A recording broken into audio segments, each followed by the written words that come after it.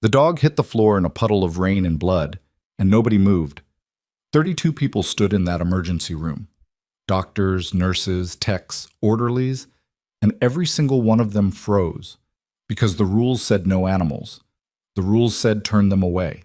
The rules said protect your job, protect the hospital, protect yourself. Evelyn Marsh had followed those rules for 6 years. She followed them right up until the moment the Belgian Malinois stopped breathing. Then she stopped following rules entirely. What happened next cost her everything she'd spent a decade building: her badge, her career, her carefully constructed silence. But what walked through those hospital doors an hour later would cost the man who fired her something far worse. If this story already has you hooked, stay with me until the very end. Hit that like button, subscribe so you never miss what comes next, and drop a comment telling me what city you're watching from. I want to see exactly how far this story travels. The shift had been 11 hours of controlled chaos before the man with the dying dog walked in. Ridgecrest Valley Medical Center sat on the eastern edge of Claremont, Wyoming, in that particular stretch of high plains country where the wind never quite stopped and winter arrived without apology sometime in late October and didn't leave until it felt like it. It was the kind of hospital that served ranch families and truckers and the occasional tourist who'd underestimated a mountain road, and it ran lean, not by design but by necessity, the way most rural hospitals did, stretching every resource until something eventually snapped. Tonight, the storm had come in hard from the northwest, not unusual for early November. But the speed of it caught people off guard, the kind of front that meteorologists hedge about on the morning broadcast saying possible severe weather this evening. And then by 6 o'clock, the sky turns the color of a bruise and the wind starts pulling signs off storefronts. Evelyn Marsh clocked in at 7 a.m. and was supposed to be gone by 6. It was now 11:43 at night. She stood at the central nursing station on the ER floor, updating a medication log with one hand and holding a cold cup of coffee with the other. Not drinking it, just holding it, the way you hold things when your body has given up on comfort and is operating purely on obligation. She was 28 years old and looked it only in the technical sense. There was something in her eyes that people sometimes struggled to categorize. Not hard exactly, just settled in a way that didn't quite match her age, like someone who had already made peace with a version of herself that most people hadn't seen yet. She had dark hair pulled back tight, the kind of practical bun that stayed in place through 12-hour shifts and didn't require thinking about. Her scrubs were navy blue, and they had seen better days. There was a small scar along her left jawline that she'd stopped noticing years ago, though other people sometimes noticed it when the light hit a certain way and found themselves staring without meaning to. 6 years at Ridgecrest Valley. She knew every creak in the floor, every quirk in the supply room lock, which crash cart drawer stuck, and which doctor ordered unnecessary imaging because it covered them legally, and which one actually needed it.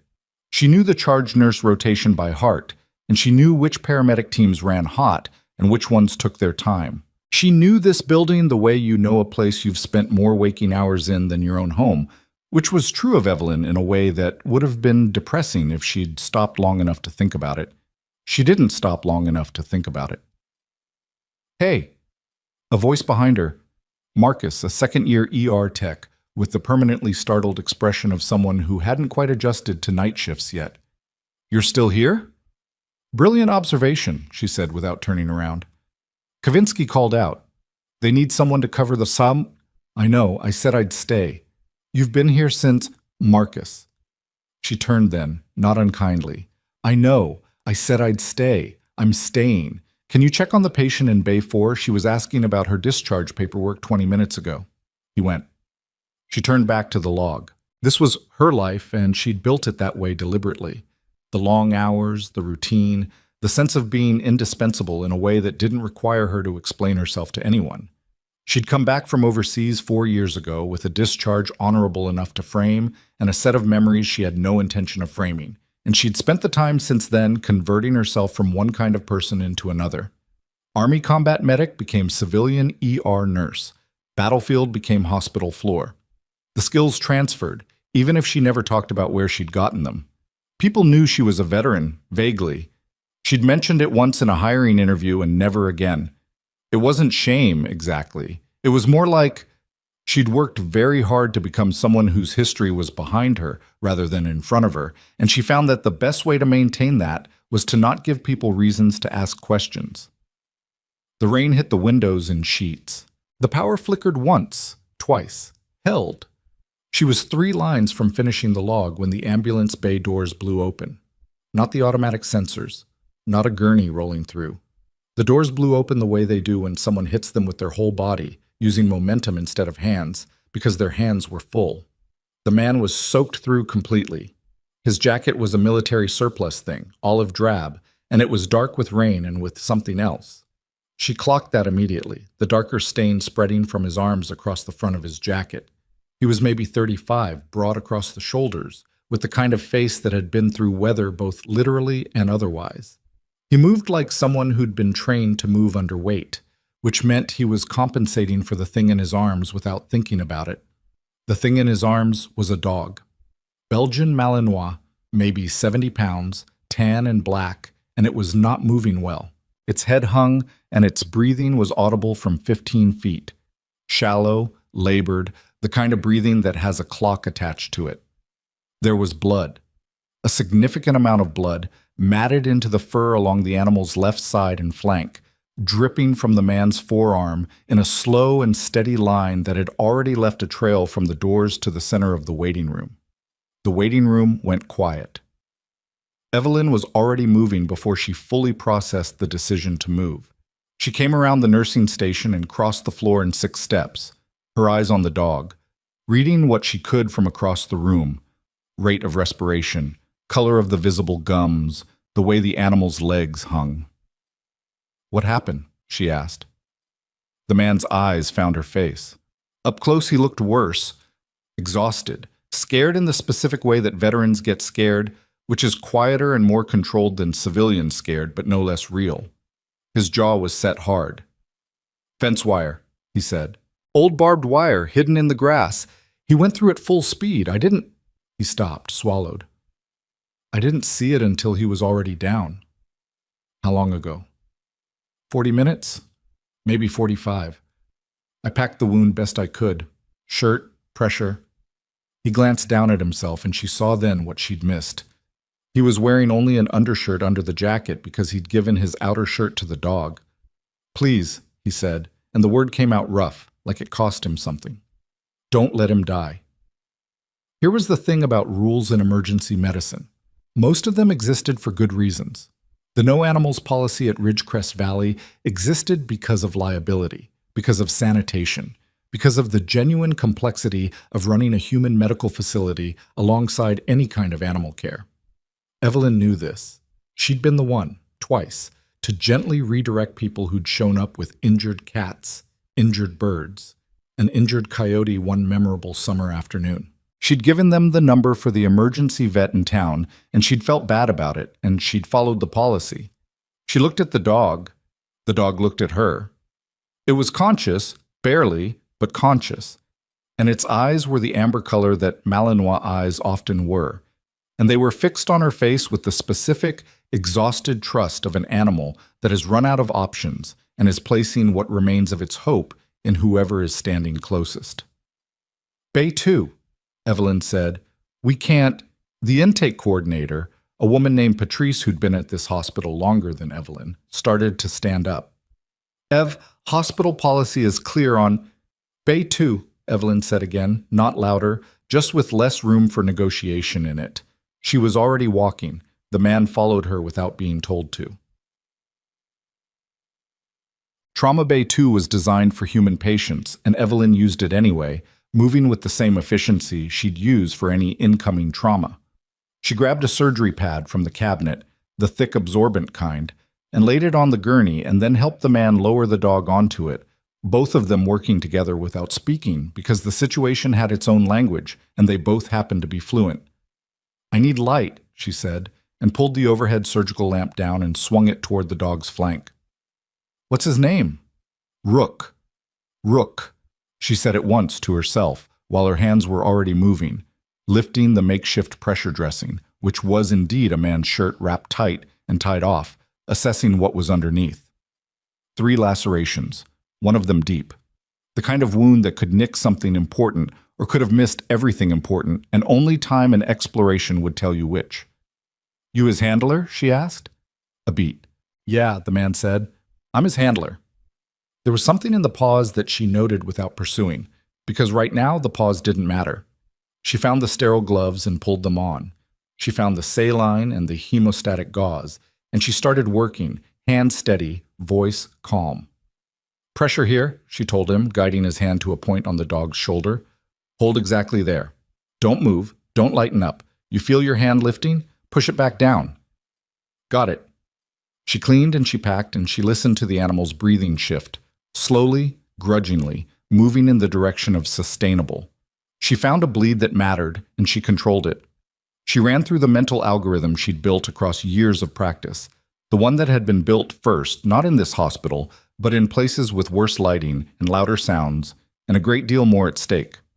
The dog's breathing evened out. Not all the way, but enough. Hey, the man said quietly. She looked up. He was watching her hands with an expression she recognized, the kind of recognition that happens between people who've done this before in other configurations, under different circumstances. He hadn't expected her to know what she was doing. Not like this. He's going to need a vet, she said. I can stabilize, but I can't do what he actually needs done. You understand that? Yeah. The emergency animal clinic in town, it's on Frontier Road, about 8 minutes from here. They're 24-hour. I'm going to call ahead, tell them what I've done, tell them what to expect. Okay. He's got a real chance, she said. His vitals are bad, but they're not. She looked at the dog, at the steady, shallow rise and fall of his chest. He's a fighter. The man's jaw worked. Yeah, he said. He is. They stood in the quiet of the trauma bay for a moment, the storm outside, the hum of the building's ventilation, the slow beeping of a monitor she'd attached. She was reaching for her phone to call the clinic when the doors of the bay opened and the room got colder. She knew it was Garrett Holloway before she fully turned around. Director of Operations, Ridgecrest Valley Medical Center. 6 years she'd worked in this building, and she had watched him descend on 3 other nurses the way he was about to descend on her, and she'd watched all 3 of them fold. He was a tall man, 60s, with the silver hair and pressed suit of someone who'd learned early that authority was mostly costuming and had invested accordingly.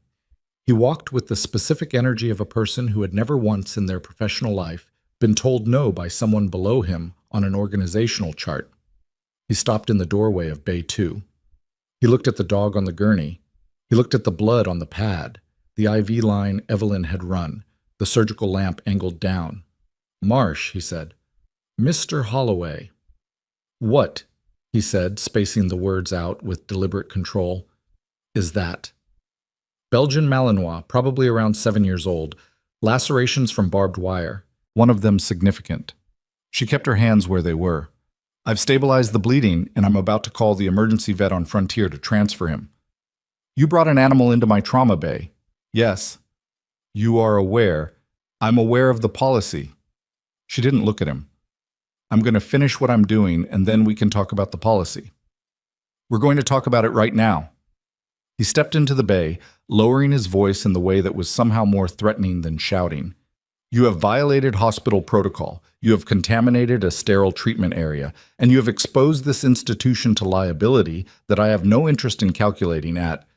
He checked his watch. 11:58 at night during a weather event. The man, the handler, looked at Holloway. Something shifted in his face, the kind of shift that's almost invisible if you're not paying attention. Sir, he said, this dog, I don't care, Holloway said flatly. He turned back to Evelyn. You're suspended, effective immediately. I want your badge. Evelyn's hands were still on the dog. She could feel the heartbeat under them, unsteady, working hard, but there. She finished the last piece of what she was doing before she responded, pressed the gauze, secured the wrap. Then she straightened up and looked at Holloway directly. He's stable, she said. For now.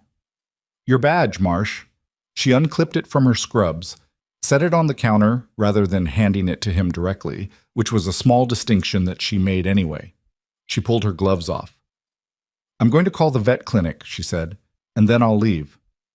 You'll leave now. Security can make the call. Mr. Holloway. Her voice was level, entirely level, the kind of level that comes from a very long time spent learning to modulate yourself in high-pressure situations. That dog needs specific information relayed to the receiving vet about the packing material I used and the fluids I ran. Security doesn't have that information. Give me 4 minutes. He stared at her. She held the stare without any particular drama, just held it. 4 minutes, he said. Then you're out of this building. He left. She called the clinic. She told them exactly what they needed to know in under 3 minutes, and she wrote it on a notepad and handed the notepad to the handler, and the handler took it with hands that were steadier than most people's would have been in this situation. Thank you, he said. Get him there fast. She picked up her bag from the hook near the door. She always kept a bag in the bay, old habit. The vet's name is Dr. Ferris. She's good. Tell her Evelyn sent you. She looked at Rook one more time, then she walked out. The walk from Trauma Bay 2 to the main exit of Ridgecrest Valley Medical Center was not a long walk. Maybe 200 feet of corridor, a left turn, through the double doors into the main lobby, past the intake desk, through the front doors and into the parking lot, and the cold and the storm. Evelyn had made that walk 6 years' worth of times. She'd made it after good shifts and brutal ones, after shifts where she'd helped save people, and after the other kind. She'd made it on nights like this one when the building felt smaller than usual, pressed down by weather and exhaustion. And she'd made it on the rare quiet nights in July when the parking lot smelled like sage and the stars were extraordinary. She'd never made it like this. The lobby was not empty at midnight. ERs don't empty. There were people in the waiting room chairs. A father with a child who had an ear infection, a young woman with her arm wrapped in a makeshift sling, an elderly man who'd been there for going on 3 hours for reasons nobody had fully explained to him yet. There was Marcus behind the intake desk, and Patrice standing near the corridor entrance, and 2 other nurses whose names she knew, and whose faces did the thing faces do when someone is in trouble, and they don't know whether to intervene or look away. Most of them looked away. Patrice didn't. She held Evelyn's eyes for a moment and then looked down at her clipboard, which wasn't nothing, but also wasn't enough. Evelyn walked through the lobby. She had her bag over one shoulder and her jacket over her arm, and she was not rushing. There was no reason to rush. There was also no reason to slow down. She pushed through the front doors. The wind hit her immediately, cold and wet and urgent, the kind of wind that has weather behind it. The parking lot lights were haloed with rain. Her car was in the staff lot, around the side of the building, and she started toward it with her head down against the weather, already running the arithmetic of what came next. Call the union rep in the morning, review her contract, figure out whether the suspension was formal or whether there were steps before that. The lobby doors opened behind her. Marsh. She stopped, turned. Holloway stood in the doorway. Not in the rain. In the doorway, sheltered. He had her badge in his hand, not because he'd forgotten to take it, but because he wanted a final moment of this. She'd seen it before, from him and from people like him, the need to make the last moment land. 6 years is a long time to throw away, he said. She didn't answer. It didn't have to be this way. No, she said, it didn't. And she turned around and walked into the storm. She was in her car with the engine running and the heat turned up and her phone in her hand when the lights changed. Not the parking lot lights, those were steady.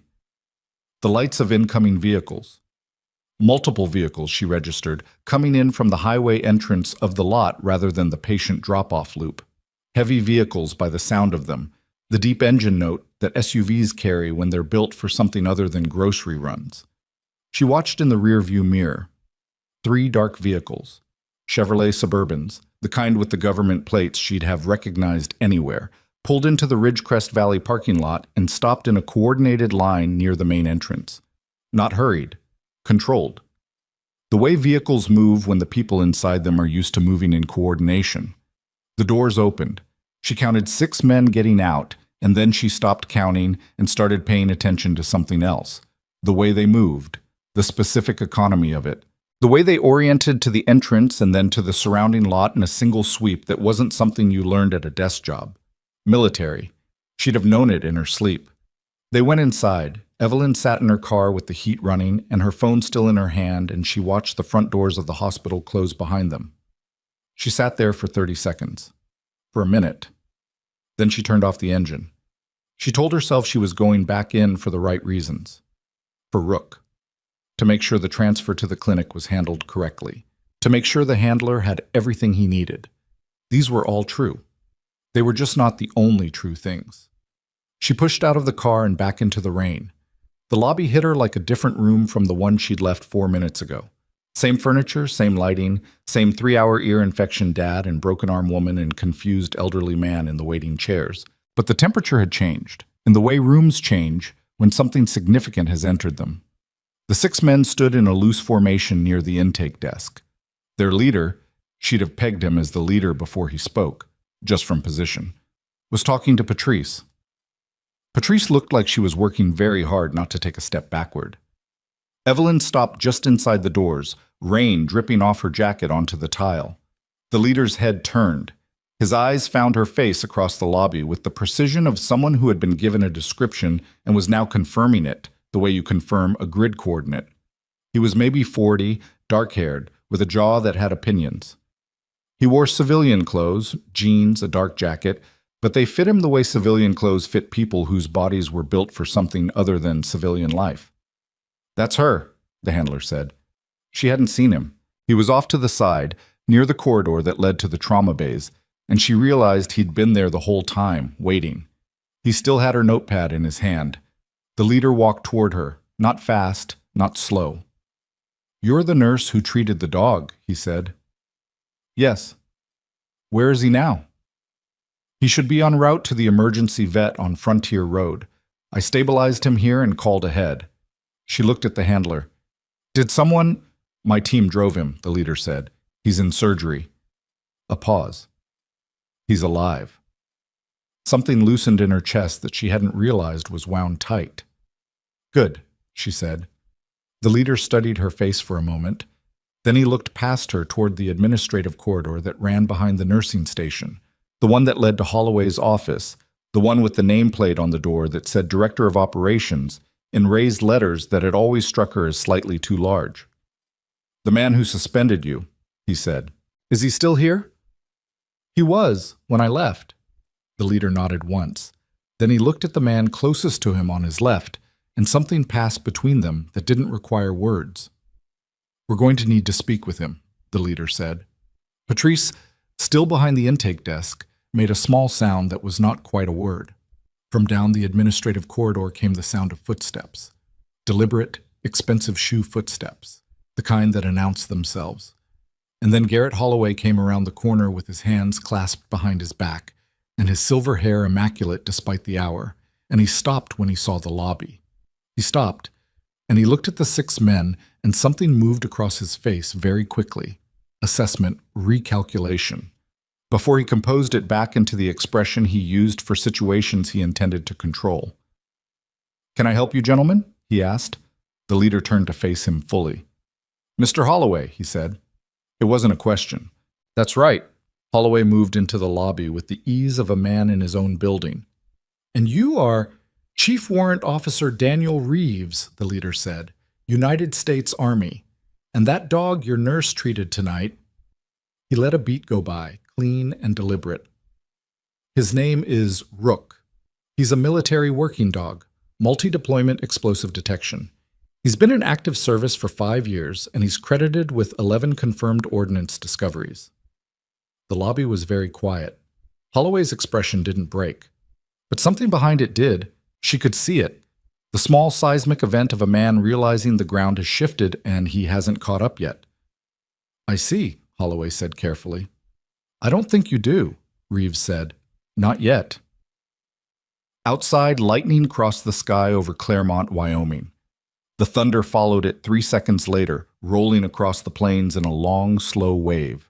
Evelyn stood near the front doors with rain drying on her jacket, and her badge gone from her chest and her bag on her shoulder, and she watched Garrett Holloway's face in the moment before he understood what was coming. He still thought this was a conversation he was going to win. He was wrong, and she could see the exact moment he started to understand that, the way the certainty began to drain out of his posture in small, almost imperceptible increments, and Reeves stood in front of him with the particular stillness of a man who has all the time in the world and all the information he needs and is simply waiting for the other person to catch up. One of the men near the door had a phone out. He wasn't hiding it. Holloway saw it and said nothing, and Evelyn watched him decide not to say anything, which told her everything she needed to know about how the next hour was going to go. The rain hammered the windows of Ridgecrest Valley Medical Center. Somewhere in the building, a monitor beeped its steady rhythm. In the waiting room, the little boy with the ear infection had fallen asleep against his father's shoulder, his small face slack and trusting, completely unaware of the thing that was unwinding in the lobby 20 feet away. Evelyn didn't move. She'd spent 4 years building a life that didn't require anyone to see what she'd been. She'd gotten very good at being ordinary, at being the tired nurse at the end of a long shift, unremarkable, invisible in the way that working people are invisible when they're just doing their jobs without drama or recognition. She stood in the lobby of a hospital that had just taken her badge, and she watched 6 soldiers arrange themselves around a man who had spent years believing that authority and composure were the same thing, and she felt something move in her chest that wasn't satisfaction exactly, and wasn't anger exactly, but was related to both of them. The specific and particular feeling of a truth that has been waiting long enough that it stopped being patient. Reeves turned his head and looked at her. "Ma'am," he said, "you might want to stay." She stayed. She didn't make a production of it, didn't move to a different position, didn't set her bag down, didn't do anything that announced itself. She just stopped walking toward the door and stood where she was, near the front windows, rain still beating off the hem of her jacket, and she watched. Reeves had already turned back to Holloway, and the conversation, if you could call it that, it was more like a deposition delivered standing up, was moving forward without ceremony. "You have documentation on this animal?" Holloway asked. His voice had changed in a way that he probably thought was subtle. It wasn't. The performance confidence was still there, but it was load-bearing now, holding something up rather than expressing something real. "We do," Reeves said. "Then I'd want to see it before we go further. This hospital has protocols and I won't be pressured into—" "Mr. Holloway." Reeves didn't raise his voice. He had the quality of someone who understood that volume was for people who weren't sure they were winning. "I'm not here to pressure you. I'm here to get information about what happened to my unit's asset tonight and the status of the service member who was handling him. Whether that information reflects well or poorly on how this institution responded is going to be your problem to manage, not mine." Holloway straightened.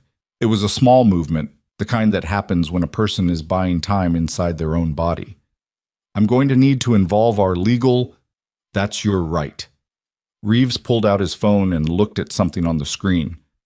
"While you're doing that, I should mention that CW3 Vasquez, that's the handler, has already sent a preliminary account to his chain of command. It's been logged." He glanced up.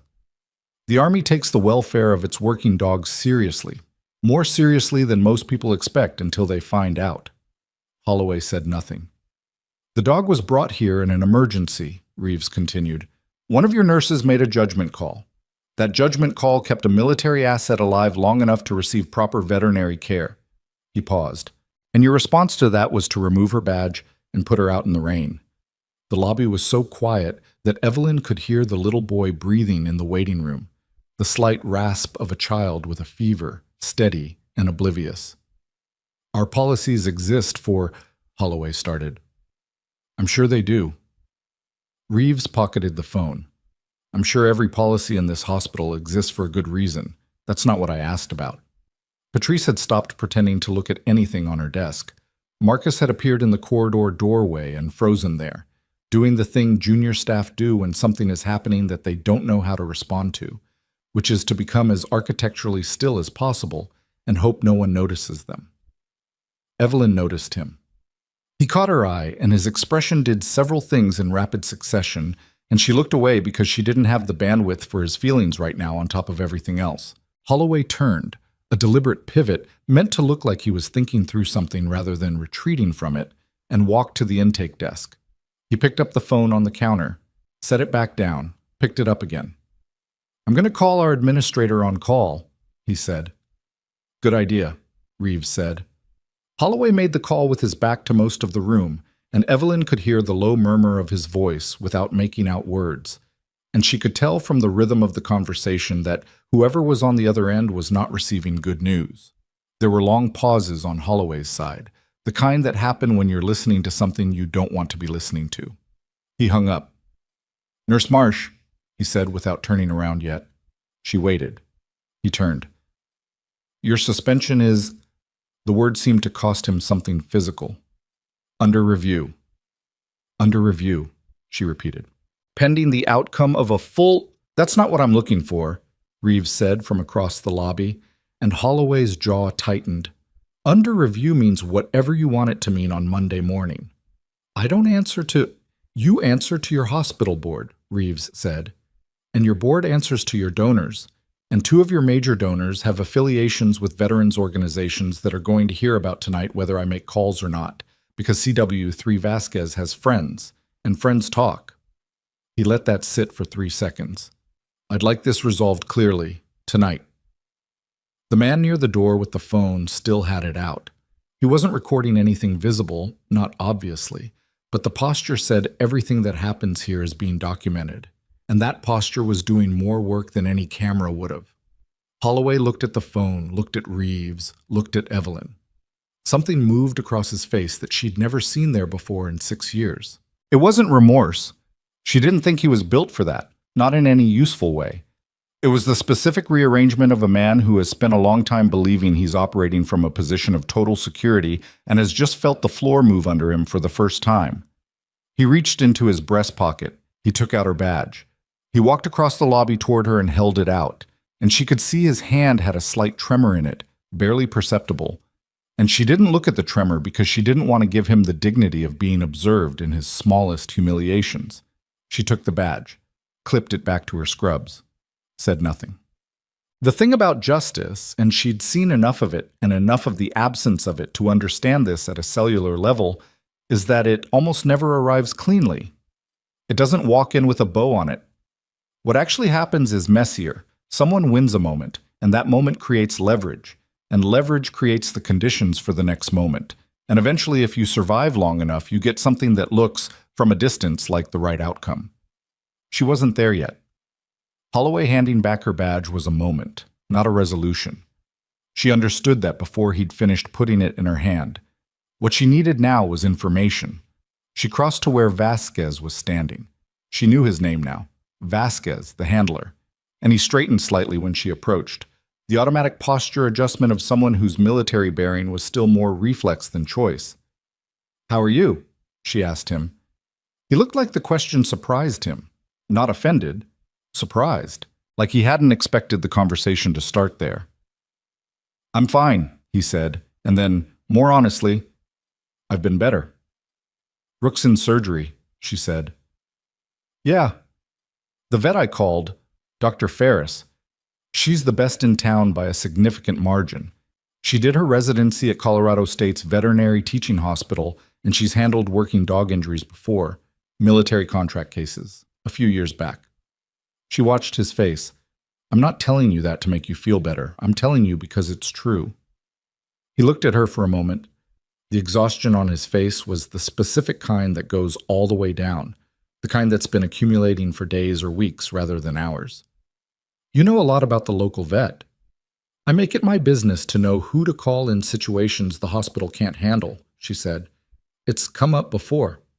Not like tonight, but it's come up." He nodded slowly. Then, "That thing you did with the hemostatic gauze, the way you packed it." She waited. "That's not something they teach in a standard nursing program," he said. "No," she agreed. "It's not." He didn't push it further. He was smart enough to understand that she wasn't going to go any further with it than that, and he was experienced enough with people who don't discuss their past to recognize the shape of it. "I should have gotten him here faster," Vasquez said. He said it quietly, almost to himself. "The wire was in a drainage ditch. We were running a perimeter sweep. It was dark, and the rain—" He stopped. "I should have seen it." "You did everything right after," she said. "He lost a lot of blood." "Yes. And he's in surgery and he's alive, and those are the facts right now." She'd said words like these before in different rooms to different people, and she meant them the same way every time. A simple, load-bearing truth. Not comfort, exactly, just the ground under someone's feet. The rest of it, the things you could have done differently, that's a conversation for when you know he's going to be okay. Not before. Vasquez pressed his lips together, nodded. Across the lobby, Reeves was still with Holloway. Their conversation had changed temperature, still formal, but the confrontation had subsided into something more procedural. Reeves was writing something in a small notebook, and Holloway was answering questions, and the dynamic of the thing was clear even from across the room. One of the other soldiers, a younger man, early 30s, with the kind of alert eyes that moved around rooms in sweeping patterns, had drifted toward Evelyn's side of the lobby and was standing with his hands in his jacket pockets near the window. Not obviously listening, just nearby. "You were a medic," he said. Not a question. She looked at him. He had a name tape on his jacket, Okafor, and the specific demeanor of someone who didn't say unnecessary things. "Combat?" he asked. "Yes." "Thought so."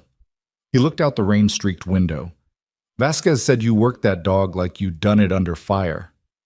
"I've packed wounds under worse conditions than this," she said, which was true and also about as much as she intended to say on the subject. Okafor nodded. The acknowledgement of one person who understood certain things to another who did, the way that communication sometimes happens without requiring much actual language. Holloway escaped into his office at 12:42. Evelyn watched him go and noted that his walk had changed. He'd lost the forward momentum that was his usual signature, the kinetic certainty of a man who believed the building belonged to him in some fundamental way. He walked like someone running a calculation that wasn't coming out the way he'd expected. The lobby settled slightly after he went. Not relaxed. Settled. The kind of pause that happens when a system catches its breath before the next event. Patrice came around the desk. She stopped in front of Evelyn, and they looked at each other for a moment. They'd worked together for 6 years. Patrice was 53, had been at Ridgecrest Valley for 19 of those years, and she had a pragmatic relationship with institutional conflict that Evelyn had always understood, even when she didn't admire it. Patrice was not a coward, exactly. She was someone who had calculated a long time ago that survival in a place like this required a certain amount of careful non-intervention. And she'd made that calculation, and she'd lived by it, and Evelyn had never blamed her for it. She also hadn't forgotten that when Holloway came into the bay, Patrice had looked at her clipboard. "I'm glad you're still here," Patrice said. "Okay," Evelyn said. A pause. "What I did before... It's okay, Patrice." "It wasn't... I know." She meant it. "I know it wasn't. But I don't need an apology tonight. I need you to make sure Bay 2 gets cleaned properly before it goes back into rotation, and I need someone to update the incoming chart log for the cases I was handling when this started." Patrice blinked. Then something behind her eyes shifted. The recognition of being handed a task rather than a conversation, of being given something useful to do. And she nodded. "I can do that," she said. "Thank you." Patrice went. Evelyn turned back to find that Reeves had finished with the notebook and was crossing toward her. "We're going to the vet clinic," he said. "You're welcome to come." She looked at him steadily. "Is that an invitation or invitation? We may want your observations for the record, but that's your choice." He met her eyes without any performance in it. "You did right tonight. I want you to know we know that." She'd heard similar things before in different contexts, and the way they landed had varied widely depending on who was saying them and why. From Reeves, right now, in this lobby, it landed somewhere in the vicinity of real. "I'll drive myself," she said. The emergency animal clinic on Frontier Road was a low building, beige stucco, with the kind of exterior that said function over everything, and a parking lot that was better lit than it had any reason to be at 1 in the morning. 3 of the military vehicles were already there when Evelyn pulled in, and the rest arrived in sequence behind her. The waiting room was small. 4 chairs, a coffee machine, a rack of brochures about heartworm prevention, and they didn't all fit in it comfortably. 2 of Reeves's men stayed outside. The others arranged themselves the way they arranged themselves in the lobby. with the organized economy of people who've spent years making themselves fit into situations. A vet tech named Jody, young, freckled, visibly unintimidated by either the hour or the uniformed men, had met them at the door. "She's still in there," she said. "Ferris doesn't come out until she's done. You can wait." "How's he doing?" Vasquez asked. Jody's face did the thing that people in medical professions learn to do. Not blank, but measured. "She got him stabilized. The work that was done before..." She glanced at Evelyn. "It bought him time. Probably the difference." Vasquez sat down. He sat down the way big men sit down when the adrenaline finally drops out from under them. Carefully, all at once. Like if he moves too fast, something will break. He put his elbows on his knees and his face in his hands, and he stayed there. And nobody said anything to him because he didn't need anyone to say anything to him. Okafor sat next to him and put one hand, briefly, on his shoulder, then removed it. Evelyn took the chair nearest the door and set her bag on the floor and did what people in waiting rooms do, which is exist in a kind of suspended state that is not quite rest and not quite alertness, but something in between. Reeves stood near the window. He had his phone out and he was doing something on it with the focus of someone managing several things at once. After a few minutes, he looked up. "Can I ask you something?" he said, directing it at Evelyn. "Sure." "When you came back inside, after Holloway suspended you," he studied her face. "What made you do that?" She thought about giving him a clean answer. I wanted to make sure the transfer was handled correctly, which was true. She thought about giving him no answer, which was also an option. "I heard the vehicles," she said finally, "and I wanted to know." Know what? What was going to happen? She considered. "That sounds like... I know how that sounds. I'm not trying to say I knew anything was going to resolve. I didn't. But I've spent a long time making a habit of leaving situations as they are, and something about tonight made me not want to do that." Reeves was quiet for a moment. "The dog," he said. "Maybe?" She looked at her hands. There was still a faint trace of dried blood in the crease of her right index finger, where the gloves didn't quite cover. "Or maybe I was just tired." "Of what?" "Of leaving rooms when someone tells me to," she said. The way she said it wasn't dramatic. It was the kind of thing that comes out flat and quiet when it's been true for a long time and has just now found a sentence. Reeves looked at her for another moment, then back at his phone. He didn't push further. She respected him for that. Dr. Ferris came out at 2:17. She was 50, compact, with silver-streaked hair and a loose braid, and the calm purposefulness of someone who had been in difficult rooms many times and had decided, at some point, that projected certainty was a professional responsibility. She went straight to Vasquez. "He made it through," she said. Vasquez looked up. "He's going to need time," Ferris continued. "One of the lacerations went close to the femoral but didn't hit it. We got lucky, or..." She glanced at Evelyn.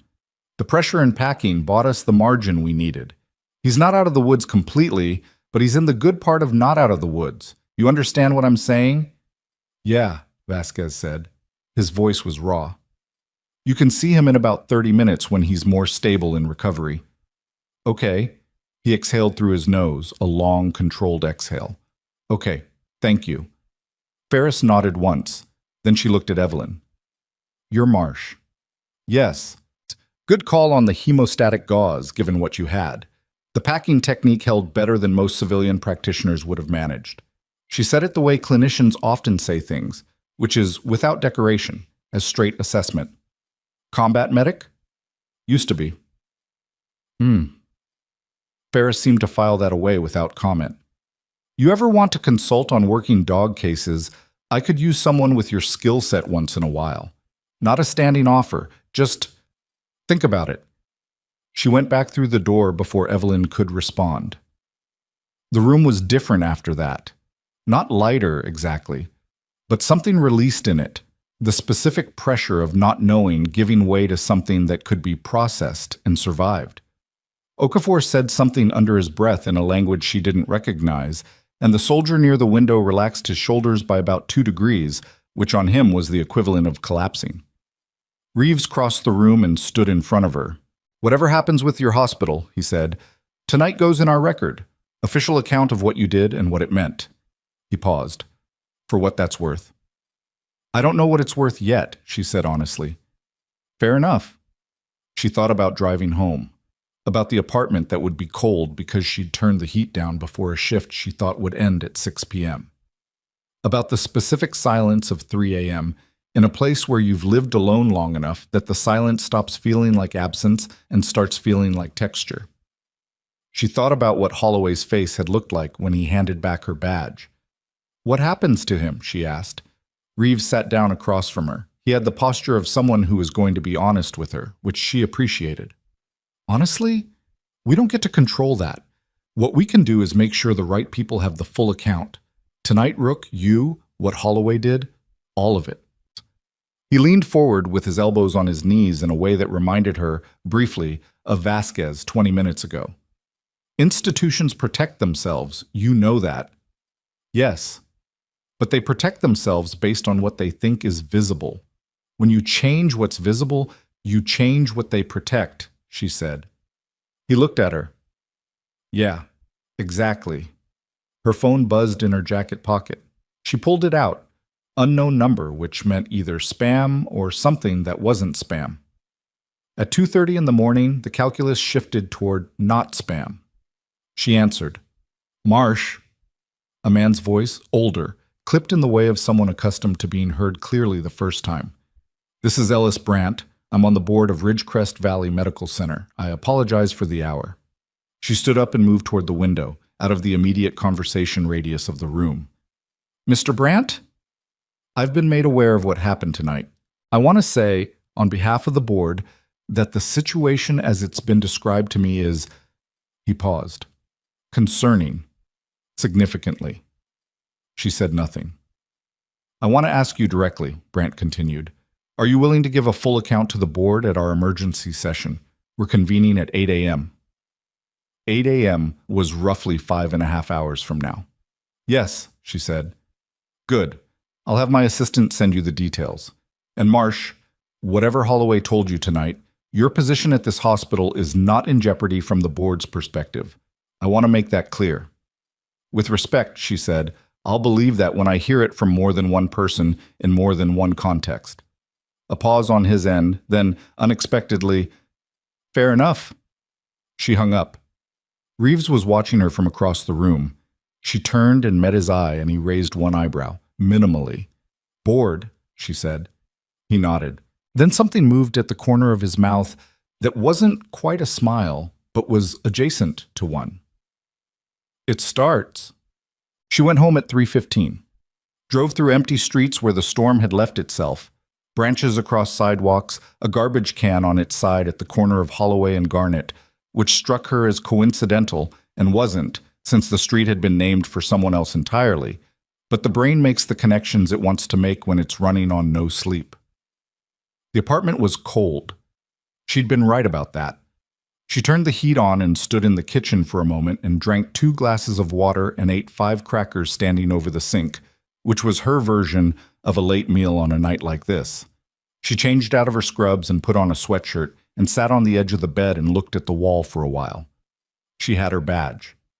That was where the night had started, or one of the places it had started. She'd had her badge, then she hadn't, then she did again. The badge itself was just a plastic rectangle with her picture on it, a laminated thing that cost the hospital $4 to produce. What it stood for was more complicated, and she'd stopped being naive about what standing for things actually required a long time ago. She thought about Rook. She thought about the specific look in the dog's eyes when she'd been working, the animal trust of it, the exhausted and uncalculating decision to let someone help. There was something about that trust that she didn't have a clean way to articulate. She'd spent years arranging her life to require as little of that from other people as possible. The trust, the need, the exposure of actually letting someone else be responsible for keeping you alive. She understood why animals couldn't do the calculation that humans could. The rational decision to protect yourself by not needing anyone, but some part of her had always privately envied the inability. She set her badge on the nightstand. She didn't sleep right away. She lay in the dark and ran through the board meeting in her head. What she'd say, in what order, what mattered and what didn't, where Holloway would try to position himself, and what the board would want to believe versus what they'd have to confront. She knew institutions. She'd lived inside enough of them to understand that they moved in self-interest the way rivers move toward the sea, and the task was never to stop that movement, but to redirect it, to make the institution's self-interest align with the right outcome rather than fighting it directly. She had Reeves's account on record. She had Vasquez. She had what Ferris would be willing to say about the quality of care the dog had received and what it indicated about the person who'd provided it. She had 6 years of performance reviews, all of them clean. What Holloway had was a policy and a reputation, and tonight both of those had started coming apart at the seams. She was almost asleep when her phone buzzed again. She looked at it from the pillow. A text from a number she'd now recognize, Vasquez, who'd put his contact in her phone during the wait at the clinic. He's awake, eating a little. Vet says it's good. She stared at the message for a moment. Good, she typed back. Then, get some sleep when you can. 3 dots. Then, you too. She set the phone down. She did not sleep easily. She hadn't slept easily in years, really. There were too many rooms in her memory that were louder at night than during the day, the way certain kinds of history prefers the dark. But she slept. Eventually the way you do when you've run out of nervous system and the body simply takes over. 4 hours later, her alarm went off.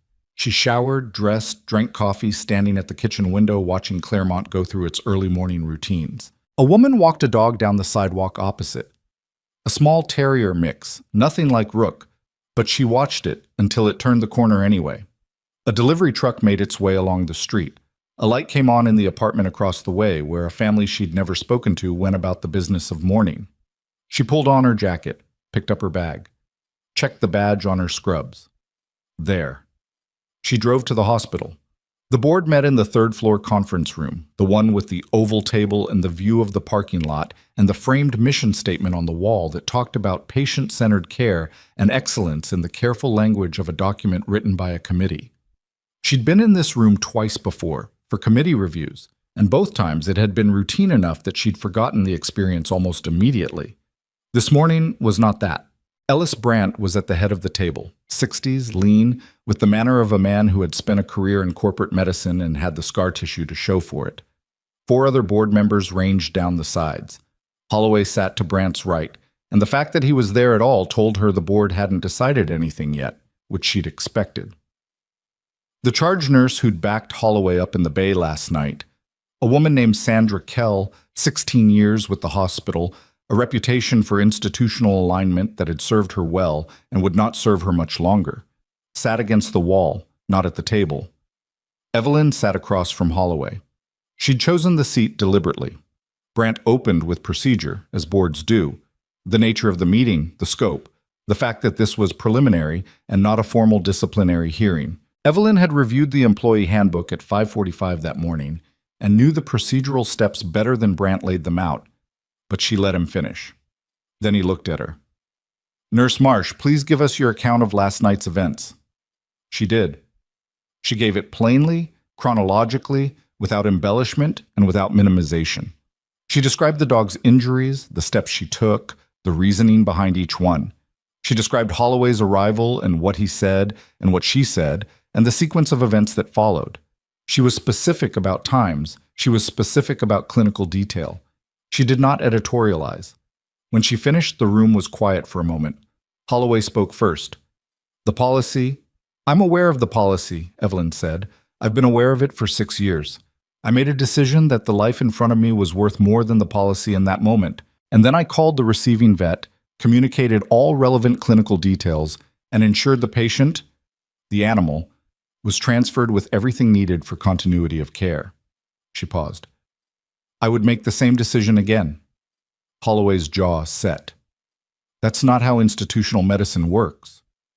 With respect, Mr. Holloway, sometimes institutional medicine gets it wrong, and someone has to be willing to say that. Brandt looked between them. Something in his expression had shifted as she'd spoken.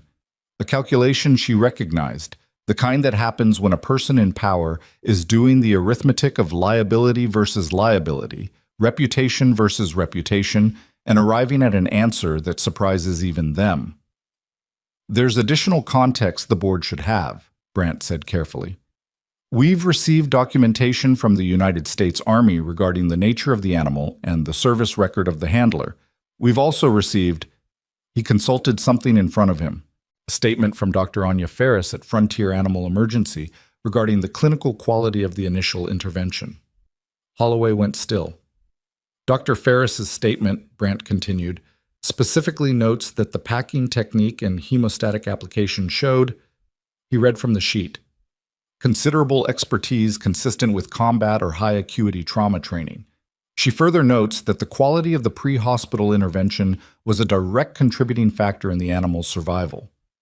Sandra Kell, against the wall, made a small sound. Holloway turned toward Brandt. "Garrett, Mr. Holloway," Brandt said, and the name came out differently than it had at the start of the meeting. Flatter, more careful, like something that needed to be handled. "The board is going to need to review your handling of this incident separately. I'd like to speak with you after we conclude here." The silence that followed had a specific weight to it. Evelyn watched Holloway absorb what Brandt had just said. She watched the comprehension arrive in pieces, the separately, the review, the shift in Brandt's tone that told him this was no longer a conversation where he was one of the people doing the managing. She had expected to feel something large at this moment, vindication, or relief, or some version of the satisfaction she'd imagined when she'd played it out in the dark at 3 a.m. What she actually felt was tired, profoundly, honestly tired. Not defeated, just clear about the fact that the work of this was not done, that a meeting and a statement and a shift in a board member's tone were not the same as resolution, that institutions move slowly and she was still inside one. But the floor had moved, and Holloway knew it. Brandt turned back to her. "Nurse Marsh, effective immediately, your suspension is formally rescinded. Your record will reflect no disciplinary action from this incident." He folded his hands on the table. "The board will be reviewing several matters over the coming weeks, and we may request your input during that process. Do you have any immediate concerns you'd like to raise with us today?"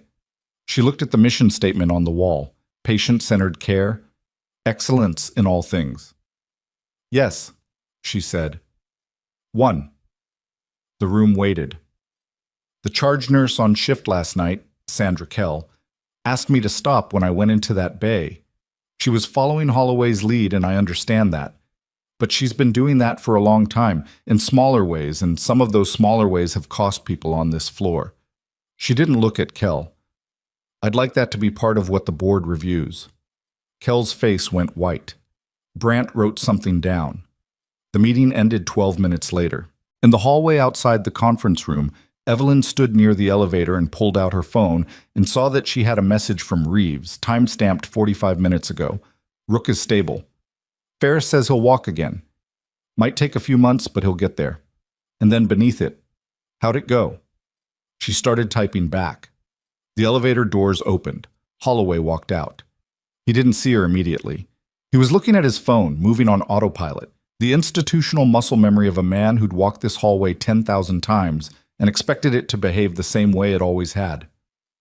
He was 3 steps into the hall when he registered her presence and stopped. They stood 4 feet apart. He'd had something on his face in the boardroom, the managed composure of a man performing his own containment, but it was gone now. What was underneath it was harder to categorize. Not guilt. Not quite.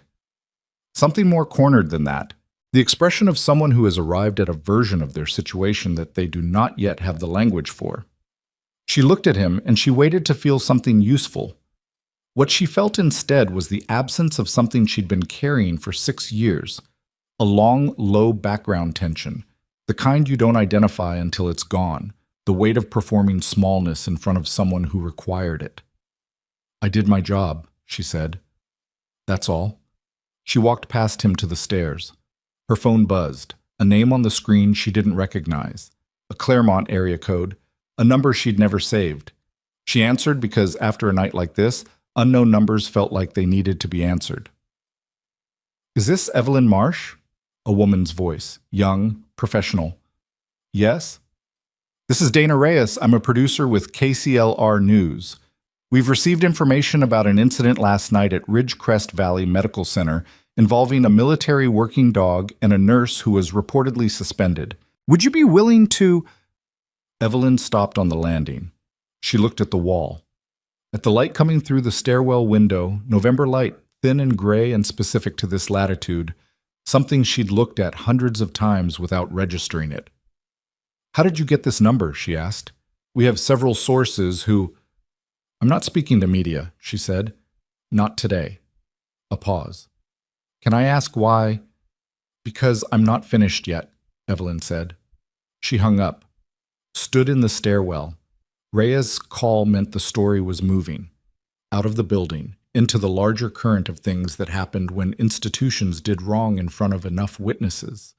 Reeves had said it, change what's visible. Something had changed what was visible last night, and now the visibility was expanding in ways that had their own momentum and their own complications. She went back down the stairs toward the ER floor. She had a shift. She was going to work it. Bay 2 had been cleaned. She checked, because she'd asked Patrice to handle it, and she was the kind of person who checked. Fresh pad on the gurney, surfaces wiped down, equipment restocked. She stood in the empty bay for a moment. The overhead light hummed. Outside, through the small high window, she could see a strip of Claremont's morning parking lot, the top edge of the mountains on the horizon, sky that had cleared somewhat after the storm, but still held its weather in the color of it, pewter and blue-gray, and the particular pale gold of 8:43 a.m. in November. She thought about what Holloway had said in the parking lot. 6 years is a long time to throw away. She hadn't thrown anything away. She'd picked something up. The doors behind her opened and Marcus appeared, slightly breathless, carrying a tablet with something urgent on it. We've got incoming, he said. Multi-vehicle on the 230, 3 critical, ETA, 4 minutes. She turned around, pulled her gloves on. Tell me what we've got, she said. And the doors at the end of the corridor swung open, and the gurneys came in, and she stopped thinking about boards and badges and Garrett Holloway's face in the hallway, and she went to work because this was what she was here for. This had always been what she was here for. Not the vindication, not the recognition, not the moment when the right people finally understood what she was made of. The work itself. Just the work. But something had changed in how she stood while she did it. Her badge was on her chest. She'd earned it twice now, and she knew it, and she stood differently knowing it, straighter without trying to be, present in a way that wasn't performance, just the natural posture of someone who has stopped apologizing for taking up space. The first gurney came through the door. Talk to me, she said, and the paramedic started talking, and she listened with everything she had, and down the hall, in Holloway's office, through the closed door and the institutional carpeting and the carefully maintained performance of authority, a phone rang. And then another. And then his assistant appeared in the doorway with a look on her face that Holloway hadn't seen before, and she said, Mr. Holloway, the board chair's office called again, and there's someone from the State Medical Licensing Board on line 2. Holloway looked at his desk, at the framed commendations on his wall, at the view of the parking lot where, last night, he'd watched Evelyn Marsh walk into the rain as if that was the end of it. He picked up the phone. And what happened next took 11 days. That was the thing nobody talked about afterward. How unglamorous the actual machinery of accountability was. How slow and procedural and grinding. How it required people to sit in rooms and review documents and argue about language while the world outside the conference room kept moving at its normal pace. Evelyn worked her shifts. She treated patients. She ate bad vending machine food at 2 in the morning and updated medication logs and argued with an insurance pre-authorization system that had rejected a necessary CT scan for the 3rd time in a week. And in between all of that, she answered questions. The State Medical Licensing Board sent an investigator named Paulson, mid-40s, methodical, with the flat effect of someone who'd seen enough institutional misconduct that none of it surprised him anymore. He sat across from her in a small room on the 2nd floor and asked her to walk through the clinical decisions she'd made one by one, and she did, because she had nothing to hide and because the precision of it, the specific vocabulary of what she'd done and why, was the thing that would matter, not the narrative around it. Paulson took notes by hand, old-fashioned but thorough. The hemostatic gauze, he said. Where did you learn that application technique? Combat deployment, she said. Eastern Europe, 2 tours. I was with a forward surgical team. He wrote that down without inflection. And you applied that training here. The wound profile was similar to fragmentation injury in some respects. The physics of trauma don't change based on cause. You have a bleed, you address the bleed. Paulson looked up from his notes. Simple as that? No, she said. Nothing about it was simple, but the decision was clear. He nodded and wrote something else. She couldn't read his handwriting from across the table, which she suspected was deliberate. The board's review of Holloway moved faster than she'd expected, which meant someone was pushing it, and she was fairly certain that someone was Brandt, though she had no way to confirm that and didn't try. What she knew was what Marcus told her, Marcus, who'd turned out to be more observant than his perpetually startled expression suggested, that Holloway had been seen leaving the building on the 4th day with 2 boxes from his office, and that his assistant had been reassigned to a different department, and that his name had quietly disappeared from the hospital's online organizational chart. No announcement, no all-staff email, just an absence where a presence had been. She heard about it on a Thursday morning between a chest pain workup and a pediatric asthma case, and she processed it the way she'd learned to process things in high-pressure environments. Noted it, filed it, kept moving. Stopped in the break room for 30 seconds and drank half a cup of coffee and looked at the wall. Then went back out.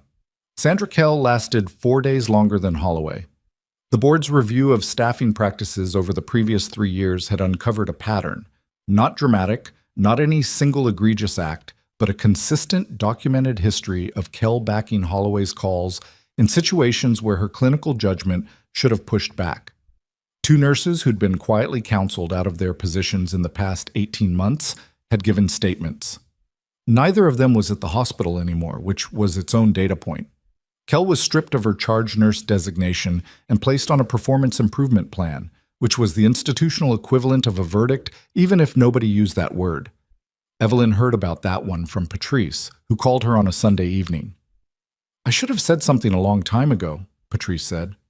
"Probably," Evelyn said. A pause. "You're not going to tell me it's okay." "It wasn't okay," Evelyn said. "But you're saying something now. That matters." It wasn't absolution. She wasn't in the business of absolution.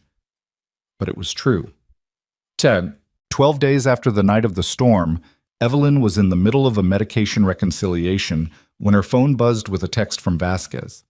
"He's walking. Uneven, but walking. Ferris says 6 weeks and he'll be close to full." She read it twice.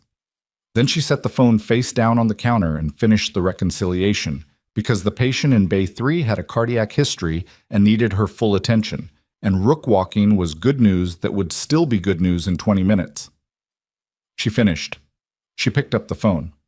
"That's the best news I've heard all week," she typed back, which was true and also something of an understatement. Vasquez replied with a photo. Rook in a recovery kennel, on his feet, head up, amber eyes catching the light, a bandage along his left flank, looking directly at the camera with the specific expression that working dogs have when they're alert and present, and against the odds, still there. She looked at the photo longer than she'd intended. The ceremony, if you could call it that, it was more like a deliberate gathering of people who'd been part of something and needed a moment to acknowledge it out loud, happened on a Wednesday afternoon, 16 days after the night of the storm. Not in the hospital. In the parking lot of the animal clinic on Frontier Road, which was a slightly absurd venue, but also the only logical one, because Rook was there and Rook was the reason for all of it. Ferris had set up a small area near the clinic's side entrance, folding chairs, the kind that collapse. Nobody had ironed out the logistics enough to get the better kind. Reeves's unit was there, all 6 of them, in civilian clothes, which meant they looked like a group of people who could lift a car if they needed to, but were currently not planning to. Vasquez stood to the side with Rook on a modified lead. The dog's gait was still compensatory, favoring the left, but he was moving. And when he saw Evelyn come across the parking lot, his tail started moving first and the rest of him followed. She crouched down to his level without being asked. He pushed his head into her hands. She didn't say anything to him. She didn't need to. Reeves spoke briefly. Not a speech, just a clear account of what had happened and why they were there. He thanked Dr. Ferris, and Ferris nodded without false modesty. He talked about Rook's service record in the specific, factual way that military people talk about the things they care most about. The affect kept flat, because the content is load-bearing enough on its own. Then he looked at Evelyn. CW3 Vasquez, he said. Vasquez came forward with something in his closed hand. He stopped in front of her and held it out. A challenge coin, brass, worn at the edges in the way that things get worn when they've been carried a long time. On one side, a unit insignia she didn't recognize at first glance. On the other, a dog's silhouette. You fought for him, Vasquez said. His voice was steady. That's what soldiers do. She took the coin. It was heavier than it looked. They always were. She'd spent 4 years making sure no one could see what she'd been, and standing here in a parking lot in November, she understood something about that decision she hadn't fully understood before. Not that it was wrong, exactly, but that it had cost her something she hadn't named. The people who knew what the work was, the ones who recognized the shape of what she'd done without needing it, explained. She closed her hand around the coin. Thank you, she said. It wasn't enough. It was also exactly enough. She was back at work by 4. The ER doesn't pause for ceremonies. There was a laceration that needed suturing, a diabetic patient whose glucose had spiked to 412, and a 16-year-old who'd taken a fall from a horse and needed both an X-ray and someone to tell her she was going to be fine in a way that she'd actually believe. Evelyn moved through all of it. At 7:15, Brandt called her desk phone directly. Not through administration, not through a go-between. She stepped into the corridor to take it. The board has voted on a formal commendation, he said, for your actions on the night of the 8th. It'll be entered into your permanent record and announced at the next staff meeting. Okay, she said. There's also a conversation I'd like to have with you about the charge nurse vacancy. A pause. When you're ready. She leaned against the corridor wall and looked at the ceiling. The institutional drop tiles, the fluorescent hum, the architecture of a building she knew tile by tile. I'll think about it, she said. Fair enough. She hung up and stood in the corridor for a moment. Charge nurse, more responsibility, more visibility, more of the work that mattered done at a level where it could actually change things. She'd spent years making herself small enough to not be worth looking at carefully, and that smallness had kept her safe in a specific way and had also kept her from doing the things she was capable of doing. She thought about Rook walking. She pushed off the wall and went back to the floor. At 8:40, Marcus appeared at her elbow. He had the tablet with the incoming alert, and his expression had resolved itself into something more competent than his first months had suggested, and she thought absently that he was going to be good at this job once he fully arrived in it. Roll over on the county road, he said. 2 critical inbound. Okay. She was already moving. What's the preliminary? He started reading from the tablet. Vitals, mechanism of injury, estimated blood loss. And she listened, and she walked, and the bay doors opened ahead of her, and the controlled chaos of incoming trauma reorganized itself around her the way it always did, the way it always would. The first gurney came through. She stepped up. Then her pager went off. Not her clinical pager, the other one. The administrator contact line that she'd never once been paged on in 6 years. The one used for specific institutional emergencies. And it was going off right now, mid-trauma, and the code on the screen was one she didn't recognize. She passed the pager to Marcus without breaking her focus on the patient. Find out what that is, she said. On it. She worked. 3 minutes later, Marcus was back at her shoulder and his face was different. Evs. His voice had changed register. It's Holloway. She didn't look up from the patient. What about him? He showed up. Downstairs.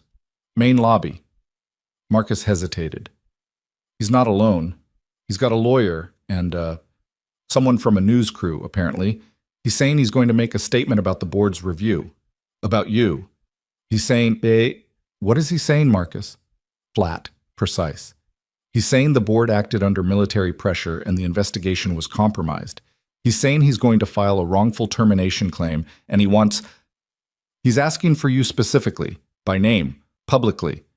She stayed with the patient for another 90 seconds because the patient needed 90 more seconds. Then she stepped back, stripped her gloves, and handed off to the second nurse. She looked at Marcus. How many people in the lobby? Maybe 20? Some staff, some patients, the news crew. Is Brandt here? I can call him. She was already walking. Tell him what's happening.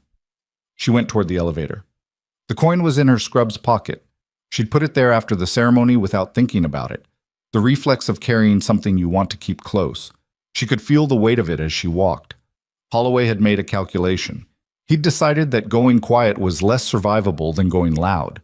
That if he controlled the story publicly, he could reframe what the board had done as something other than what it was. It was not a stupid calculation. It was the calculation of a man who understood that institutions respond to pressure and that the right kind of pressure applied in the right place could reverse outcomes that seemed final. He was betting she'd stay in her lane. The elevator doors opened. She stepped in. She looked at her reflection in the elevator doors. Navy scrubs, badge clipped to her chest, the small scar along her jaw catching the fluorescent light. A tired woman in her late 20s who looked like a nurse and moved like something else. The doors closed. And from somewhere below her, through the building's floors and walls and all the institutional distance between them, she could hear, or imagined she could hear, the sound of a man making the last mistake he had the leverage to make. The elevator descended. The lobby was louder than she expected. Not shouting, nothing so simple as that. It was the specific density of sound that happens when too many people are in a space that wasn't designed for confrontation, all of them generating their own low-level noise. The camera crew adjusting equipment, the murmur of staff who drifted down from upper floors to watch something they sensed was significant, the ambient hum of a building that never fully stopped. The elderly man who'd been waiting 3 hours the night of the storm was gone, replaced by a different set of people in the waiting chairs, most of whom had looked up from their phones with the particular alertness of civilians who've registered that something unusual is happening, but haven't yet decided whether to be alarmed. Holloway stood near the intake desk. He'd dressed for this. That was the first thing she registered. He was in a suit, not the workday suit he'd worn as director of operations, but a better one, charcoal gray, the kind that announced itself. His hair was immaculate. He'd brought a lawyer, as Marcus had said, a woman in her 50s with a structured jacket and a leather folio, standing at his left shoulder with the professional neutrality of someone being paid to be present rather than emotional. And the news crew, one camera operator, one reporter she vaguely recognized from the Claremont Evening News, a young woman named Reyes. She remembered the name from the phone call, the one she'd declined 16 days ago. So Reyes had found another source. Of course she had. Holloway saw Evelyn come off the elevator and something shifted in his posture. A straightening, the particular adjustment of a man who'd been waiting and was now at the moment he'd prepared for. He thought he had her positioned. She was on his terrain in the building she worked in, surrounded by staff who were employed by the same institution he was currently suing. He thought she'd come down here defensive. She wasn't defensive. She walked across the lobby at a pace that didn't hurry and didn't hesitate. And she stopped a few feet from him, and she said nothing, because she'd learned a long time ago that the person who speaks first in a confrontation is usually the person who's more anxious about it. Holloway let the silence run for about 4 seconds. Then, "I'm glad you came down." "Marcus said you asked for me specifically," she said. "I'm here." "I want to be clear," he said, and he directed it not entirely at her but at the room. At Reyes, at the camera, at the staff hovering at the edges. What the board did was a reaction to external pressure, military pressure. I made a lawful administrative decision based on established hospital policy, and I was terminated without due process because— "You were terminated," Evelyn said, "because the board reviewed 3 years of staffing records and found a pattern of conduct that had nothing to do with me or the dog or that night." That landed. She watched it land. The lawyer touched Holloway's arm briefly, a restraining gesture, subtle, and he absorbed it and kept going. Those records were selectively interpreted by a board that was already compromised by the publicity this situation generated. "The 2 nurses you pushed out," Evelyn said, "Diane Sorrell and Jamie Tran, were their experiences selectively interpreted too?" A beat. It was a small beat, barely perceptible, but the camera was 4 feet away, and Reyes was watching everything with the focused attention of someone who knows when a conversation has just shifted. Those personnel matters were handled through proper channels, Holloway said. They were handled by you, with Sandra Kell backing your calls, and neither of them had the documentation they were entitled to under their contracts. She wasn't raising her voice. She didn't need to. I know, because I was on the floor for both of those situations, and I watched what happened. You didn't file any complaints at the time. No, she said. I didn't. The honesty of it, undefended. I knew what happened to people who filed complaints with you in charge. That's something I have to live with. It was the kind of admission that could have been used against her, and she'd weighed that before she said it, and she'd said it anyway because it was true, and because the truth, stated plainly, was harder to weaponize than something hedged and careful. Holloway looked at her for a moment with an expression she couldn't fully read. Then he turned to his lawyer. The lawyer stepped forward. Nurse Marsh, I want to be direct about something. We're prepared to name you personally in this suit as a contributing actor in the events that led to my client's termination. Your actions that night created the situation that saved a military working dog's life, Evelyn said. That created liability for this institution, which my client was then blamed for managing. Garrett Holloway suspended me in front of witnesses and put me out of the building at midnight in a storm, Evelyn said. She said it not at the lawyer but at the room, because the room was who mattered right now. He did that because I made a clinical decision that he disagreed with. The board reviewed his conduct and found it was consistent with a longer pattern. Whatever lawsuit he files, those are the facts. The camera was running. Reyes wasn't speaking. She was smart enough to know when to let a scene develop without interruption. And then the lobby doors opened. Brandt came in first, which she hadn't expected. She'd assumed he'd send someone, or call, or let the legal department handle the optics. But Brandt himself came through the doors, and he wasn't alone. Behind him was a man she didn't recognize, mid-50s, heavy-set, with the particular unhurried authority of someone who doesn't need to perform urgency because his presence itself carries weight. Reeves was behind them both. She hadn't called Reeves. She hadn't told anyone to call Reeves. But he was there, in his civilian jacket, with Okafor 2 steps behind him, and he moved into the lobby with the same quality he'd had the first night. The complete absence of theatrics, just presence, which was more effective than theatrics in almost every situation. Holloway saw Reeves, and something happened in his face that he worked to control and didn't fully manage. Brandt crossed to the center of the lobby. He nodded at Evelyn, then looked at Holloway. Garrett, he said. Ellis. Holloway's voice had a careful quality now. This is Raymond Stokes, Brandt said, indicating the man beside him. He's with the Wyoming State Health Department. He's been reviewing our facility for the past week. Stokes didn't say anything. He didn't need to. His presence said everything that needed saying. That the board hadn't just acted internally, that the review had gone external, that there were now state-level eyes on Ridgecrest Valley Medical Center and on the practices of its recently former director of operations. Holloway's lawyer leaned in and said something quietly in his ear.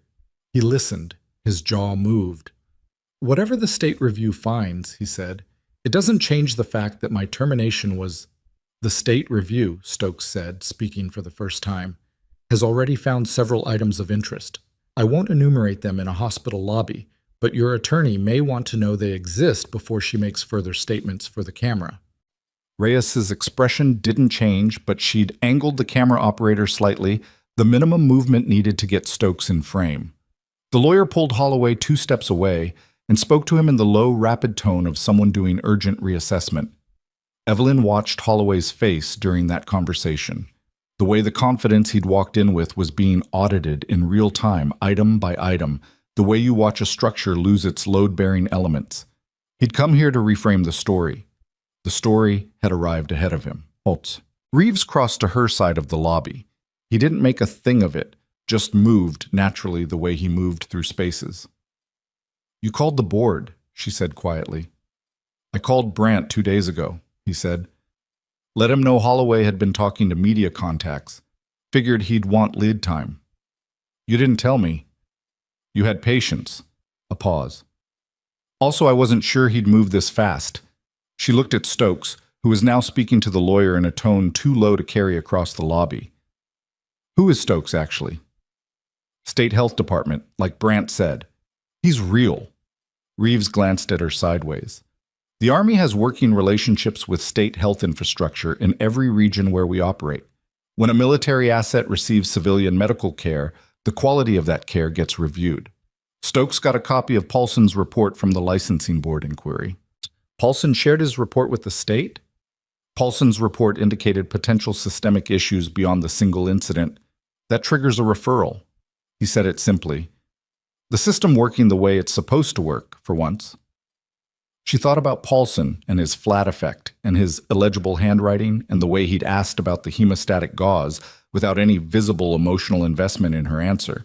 She thought he was just doing his job. He was just doing his job. Across the lobby, Holloway had turned back from his conversation with the lawyer, and the suit that had looked so deliberate when he walked in was doing something different now. It was the same suit, same fabric, same cut, but it was wearing him rather than the other way around. The posture underneath it had changed, the internal scaffolding gone. He looked at Evelyn. She held it. I want this on record, he said, to the room, to Reyes, to whoever was listening. I ran this department for 9 years without a single formal complaint from the state. 9 years. That's true, Brandt said. He said it without hostility, which was somehow worse for Holloway than anger would have been. It's also true that 2 nurses left this facility in circumstances that the board now considers problematic, that staffing grievances were systematically underreported during your tenure, and that on the night of November 8th you suspended an employee for a clinical judgment call that preserved a military asset and reflected expertise that you had no knowledge of because you'd never asked. He paused. 9 years is a long time. It's also long enough to accumulate things. Holloway's lawyer put a hand on his arm. He pulled away from it. She broke policy, he said. The certainty in his voice had something desperate under it now, the grip of a man holding the last thing he brought into the room. Whatever else, she broke policy. Yes, Evelyn said. I did. Everyone looked at her. I broke a policy to preserve a life. I'd do it again. She kept her voice even, not cold, just clear. The clarity of someone who has stopped calculating how things land and is just saying what's true. If that's the version of events you want to lead with, go ahead. Put it in your filing. Let a court look at it. The lobby was very quiet. Reyes hadn't spoken in 4 minutes. She was still recording. Holloway looked at his lawyer. His lawyer looked at Stokes. Stokes was looking at something on his phone. The careful disengagement of a bureaucrat who's already gotten what he came for and is now simply waiting for the other parties to catch up. We should finish this conversation elsewhere, the lawyer said. Yes, Brandt agreed. I think that's right. Yeah, they left. Not dramatically. No door slamming, no final statement. Holloway walked out of the lobby of Ridgecrest Valley Medical Center with his lawyer at his side and the camera tracking them until the front doors closed, and then the lobby exhaled. The staff who drifted in from the edges began moving back toward their departments with the slightly dazed quality of people who'd watched something they'd be processing for a while. The patients in the waiting chairs returned to their phones. Reyes approached Evelyn. I know you declined comment before, she said. I respect that, but I'd like to ask, not for a statement, just, is there anything you want people to understand about what happened? Evelyn looked at her. Reyes was younger up close than she'd seemed on the evening news. Early 30s, maybe, with the slightly overextended quality of a local journalist who was working harder than her market required because she was aiming at something larger. I did my job, Evelyn said. That's all I've got. Reyes held her gaze for a moment. Then she nodded, once, and went to find Stokes. Brandt appeared at Evelyn's shoulder. The suit won't go anywhere, he said, for what it's worth. With the state review findings, his attorney is going to advise him to settle and disappear. Okay, she said. The charge nurse position. He let it sit there. I said I'd think about it. Take your time. He looked around the lobby, at the intake desk, the corridor, the fluorescent-lit ordinary machinery of a hospital mid-morning. Though for what it's worth, I've been watching you manage a lobby confrontation with a terminated administrator 2 lawyers, a state health official, and a news camera while half your attention was still on whoever you handed off upstairs. He paused. People who can do that tend to be underutilized in bedside roles. She didn't have an answer to that, not one she was ready to give. Brant left. Reeves was near the door. He caught her eye and lifted his chin slightly in the way that meant, "Okay?" And she gave him the small nod that meant yes, and that was the whole conversation. She went back upstairs. The patient she'd handed off, the rollover from the county road, had been stabilized and was en route to imaging. The second critical from the same accident was in surgery. Marcus had done a competent job managing the bay in the 11 minutes she'd been downstairs, which she noted without saying so because he didn't need the commentary. He needed to know that competence was expected and that meeting it was sufficient. She picked up the next chart. The afternoon moved the way afternoons in the ER moved. Not linearly, not neatly, but in the continuous overlapping wave pattern of need and response. A broken wrist, a drug interaction that could have gone badly, and didn't because someone caught it. A woman in her 70s who'd collapsed in a parking lot and turned out to have a rhythm abnormality that nobody'd caught in her previous 3 cardiology visits, which was the kind of thing that made Evelyn angry in a quiet and specific way. Not at the cardiologist necessarily, though maybe at one of them, but at the systemic tendencies that let things fall through the space between appointments. She flagged it, wrote it up thoroughly, made sure it was in the chart in language that would be hard to overlook. At 4:15, her phone rang. Unknown number, different area code than before. She almost let it go. She didn't. "Marsh," she said, "Nurse Marsh." A man's voice, older, measured in the way of someone who spoke carefully by professional habit. "My name is David Whitmore. I'm a managing editor at the Casper Courier. We've been following the situation at Ridgecrest Valley, and I understand you declined comment with the local station." "Yes." "I'm not calling for a statement," he said. "I'm calling because we're running a piece on rural hospital staffing practices and administrative accountability, and your situation is one of 4 we're looking at across the state. I wanted you to know the scope before you decided whether to engage." 4 hospitals. A pattern piece. Bigger than Claremont, bigger than Holloway. She processed that. "I'll think about it," she said. "Of course." He gave her his number. She wrote it on the back of a medication label because that was what was in her hand. She looked at the number after she hung up. 4 hospitals. Which meant whatever Holloway had done here, he wasn't the only one who'd done it. Which meant the thing she'd stumbled into on the night of November 8th wasn't an isolated incident of one bad administrator making bad calls. It was a symptom. The specific symptom you see when a system has been arranged to protect the people running it rather than the people inside it. She put the number in her pocket. The coin was already there. She felt them side by side, the weight of the coin, the folded medication label. And she thought about Vasquez saying that's what soldiers do. And she thought about what it meant to fight for something versus what it meant to simply survive it. And she understood, standing in the corridor of Bay 2 at 4:20 in the afternoon, that she'd spent 4 years confusing one for the other. Surviving wasn't the same thing as not losing. She'd been not losing. That wasn't enough. At 6 o'clock, Patrice caught her at the nursing station. "Board posted the charge nurse opening officially," she said. "Internal candidates only, first round." Evelyn looked at the posting on the shared screen. Her own name wasn't on it yet because she hadn't put it there. The posting would be open for 72 hours before external candidates were considered. She had 72 hours to decide who she was going to be in this building going forward. She was still looking at the screen when Marcus came around the corner with an expression she'd learned over the past few weeks meant something unexpected had arrived. "There's someone at the front desk," he said. "Not a patient." "Who?" He hesitated. "She says she's Diane Sorrell." The name landed like something physical. Diane Sorrell.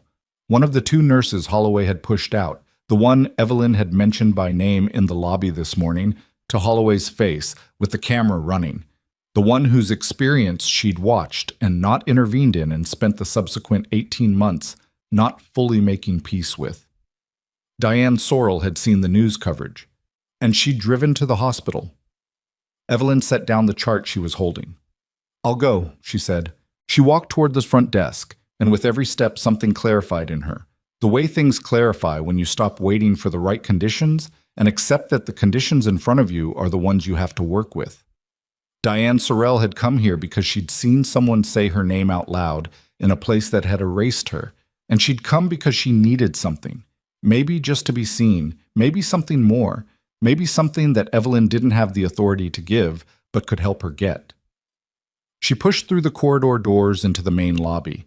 She saw Diane Sorrell immediately, early 40s, tired in the way of someone who'd been tired for longer than the day, standing near the window with her coat still on, holding her phone with both hands like she wasn't sure whether she was going to use it or leave. She looked up when she heard the doors. Her eyes found Evelyn's face and she held very still for a moment. The particular stillness of someone who's come a long way on uncertain footing and is waiting to find out if the ground is going to hold. Evelyn crossed the lobby. She didn't have a speech prepared. She didn't have a resolution to offer. She had the truth of what she'd seen and the fact of what she hadn't done. And she had whatever came after that, which was unwritten and possibly difficult, and also the only thing left worth doing. She stopped in front of Sorrell. "Thank you for coming," she said. Sorrell looked at her. Something behind her eyes worked through several things at once. "He's filing a lawsuit," Sorrell said. "I heard." "Yes." "Can he—" She stopped, started again. "Is there something I can do?" "That would actually matter." Evelyn held her gaze. "Yes," she said. "There is." She pulled the medication label out of her pocket, the one with Whitmore's number on it, and she looked at it, and she thought about 4 hospitals and a pattern piece and someone who'd spent a career at a state paper and knew the difference between a story that ran once and a story that changed something. She handed it to Sorrell. "This is a journalist," she said. "A serious one. He's working on something larger. Your account, the documentation, the timeline, what happened to your contract, that's exactly what he needs." Sorrell looked at the number. Her hand was steadier than Evelyn expected. "And you?" Sorrell said. "Are you talking to him?" Evelyn thought about the posting on the board, about Brandt's offer, about what it meant to take a role that put her in the position Holloway had occupied, and whether she could do it differently, and whether differently was even possible inside the same walls. "I'm going to," she said. Sorrell nodded slowly. She was still looking at the number. "I drove 2 hours," she said. It wasn't a complaint. It was just a fact. And there was something underneath it. The fact that she'd thought about turning around, probably, somewhere on the county highway, and hadn't. "I know," Evelyn said. "I'm glad you didn't stop." Sorrell put the number in her coat pocket. She looked around the lobby, at the intake desk, the waiting chairs, the corridor that led back into the hospital, the building she'd worked in for 4 years before Holloway had made staying impossible. "Does it feel different?" she asked. "Being back after—" "Yes," Evelyn said. "Better?" She thought about that. "Clearer," she said finally. "Not the same thing, but it'll do." Sorrell almost smiled. Not quite. The kind of expression that sits just at the edge of it, when you're not ready to fully arrive there yet, but you can see it from where you're standing. She turned to go. Then she stopped. "There were others," she said without turning back around. "Not just Jamie and me. There were others before us that Holloway managed out. I have names. I kept records." A pause. "I kept them because I thought someday someone would ask." The lobby was quiet. "Send them to Whitmore," Evelyn said. "I will." Another pause. "And Marsh?" "Yeah. What you said this morning. In there." She tilted her head toward the space the camera had been. "About not filing a complaint. About knowing what happened to people who did." Evelyn waited. "I heard that," Sorrell said. I wanted you to know I heard it." She walked to the doors. The automatic sensors triggered and they opened, and she went through them into the parking lot, and Evelyn watched her go and stood in the lobby for a moment longer than she needed to. Then her pager went off. Clinical line this time. She looked at it. Bay 4, cardiac presentation, needs assessment. She moved. Behind her, in the parking lot, Diane Sorrell sat in her car for a moment before starting it. She had a phone number on a medication label in her coat pocket and a folder of documents in her bag that she'd carried for 18 months without being entirely sure why. She took out her phone. She opened a new message.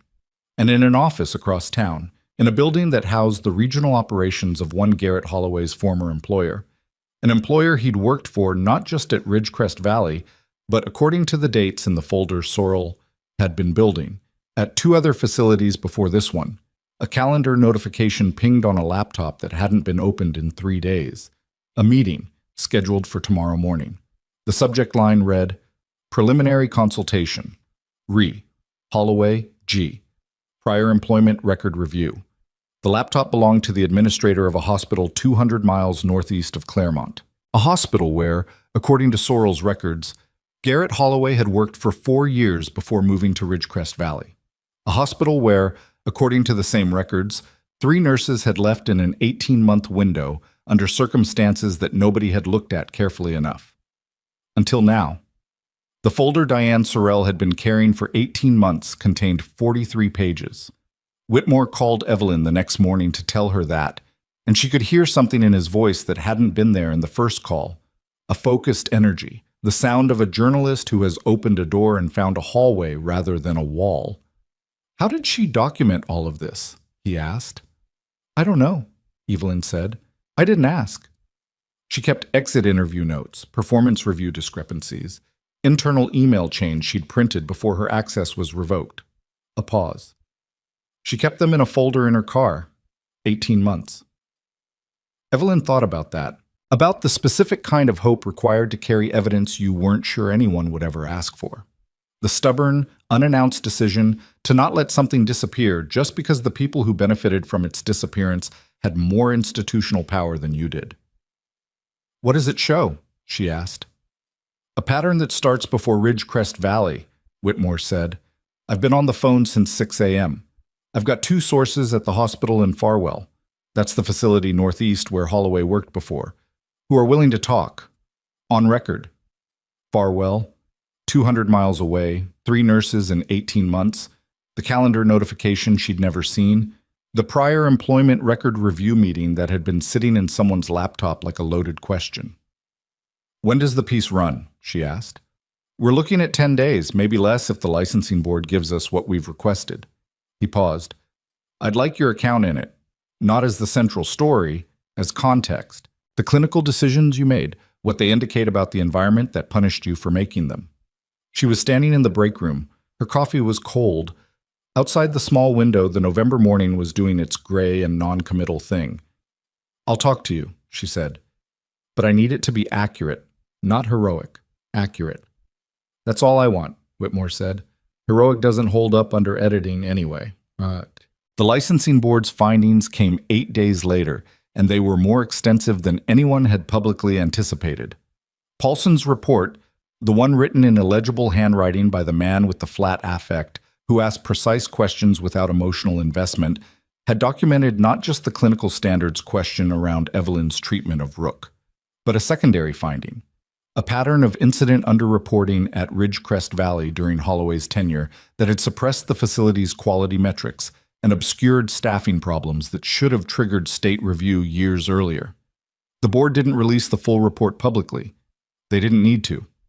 The summary was enough, and the summary found its way to Whitmore, and Whitmore built the piece around it with the methodical care of someone who understood that the story wasn't about one night in a storm. It was about what the one night revealed about everything that had come before it. The piece ran on a Thursday. By Friday afternoon, it had been picked up by 3 regional outlets. By Saturday, it had reached national health policy trade publications.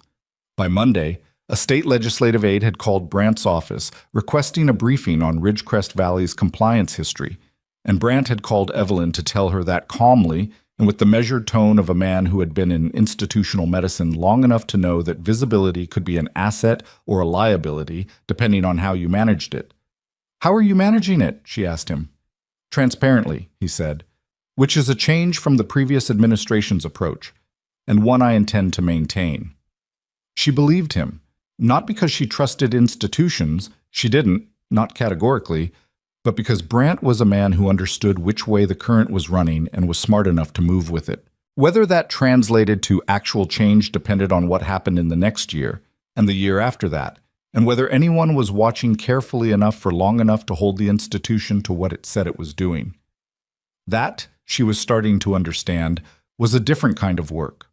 Slower, less dramatic.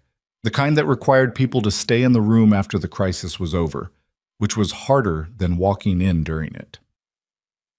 Holloway's lawsuit lasted 19 days. His attorney filed the withdrawal on a Tuesday, no statement, no press release. By then, the Farwell sources had given Whitmore their accounts, and 2 more former Ridgecrest Valley staff members had come forward through Sorrell's network.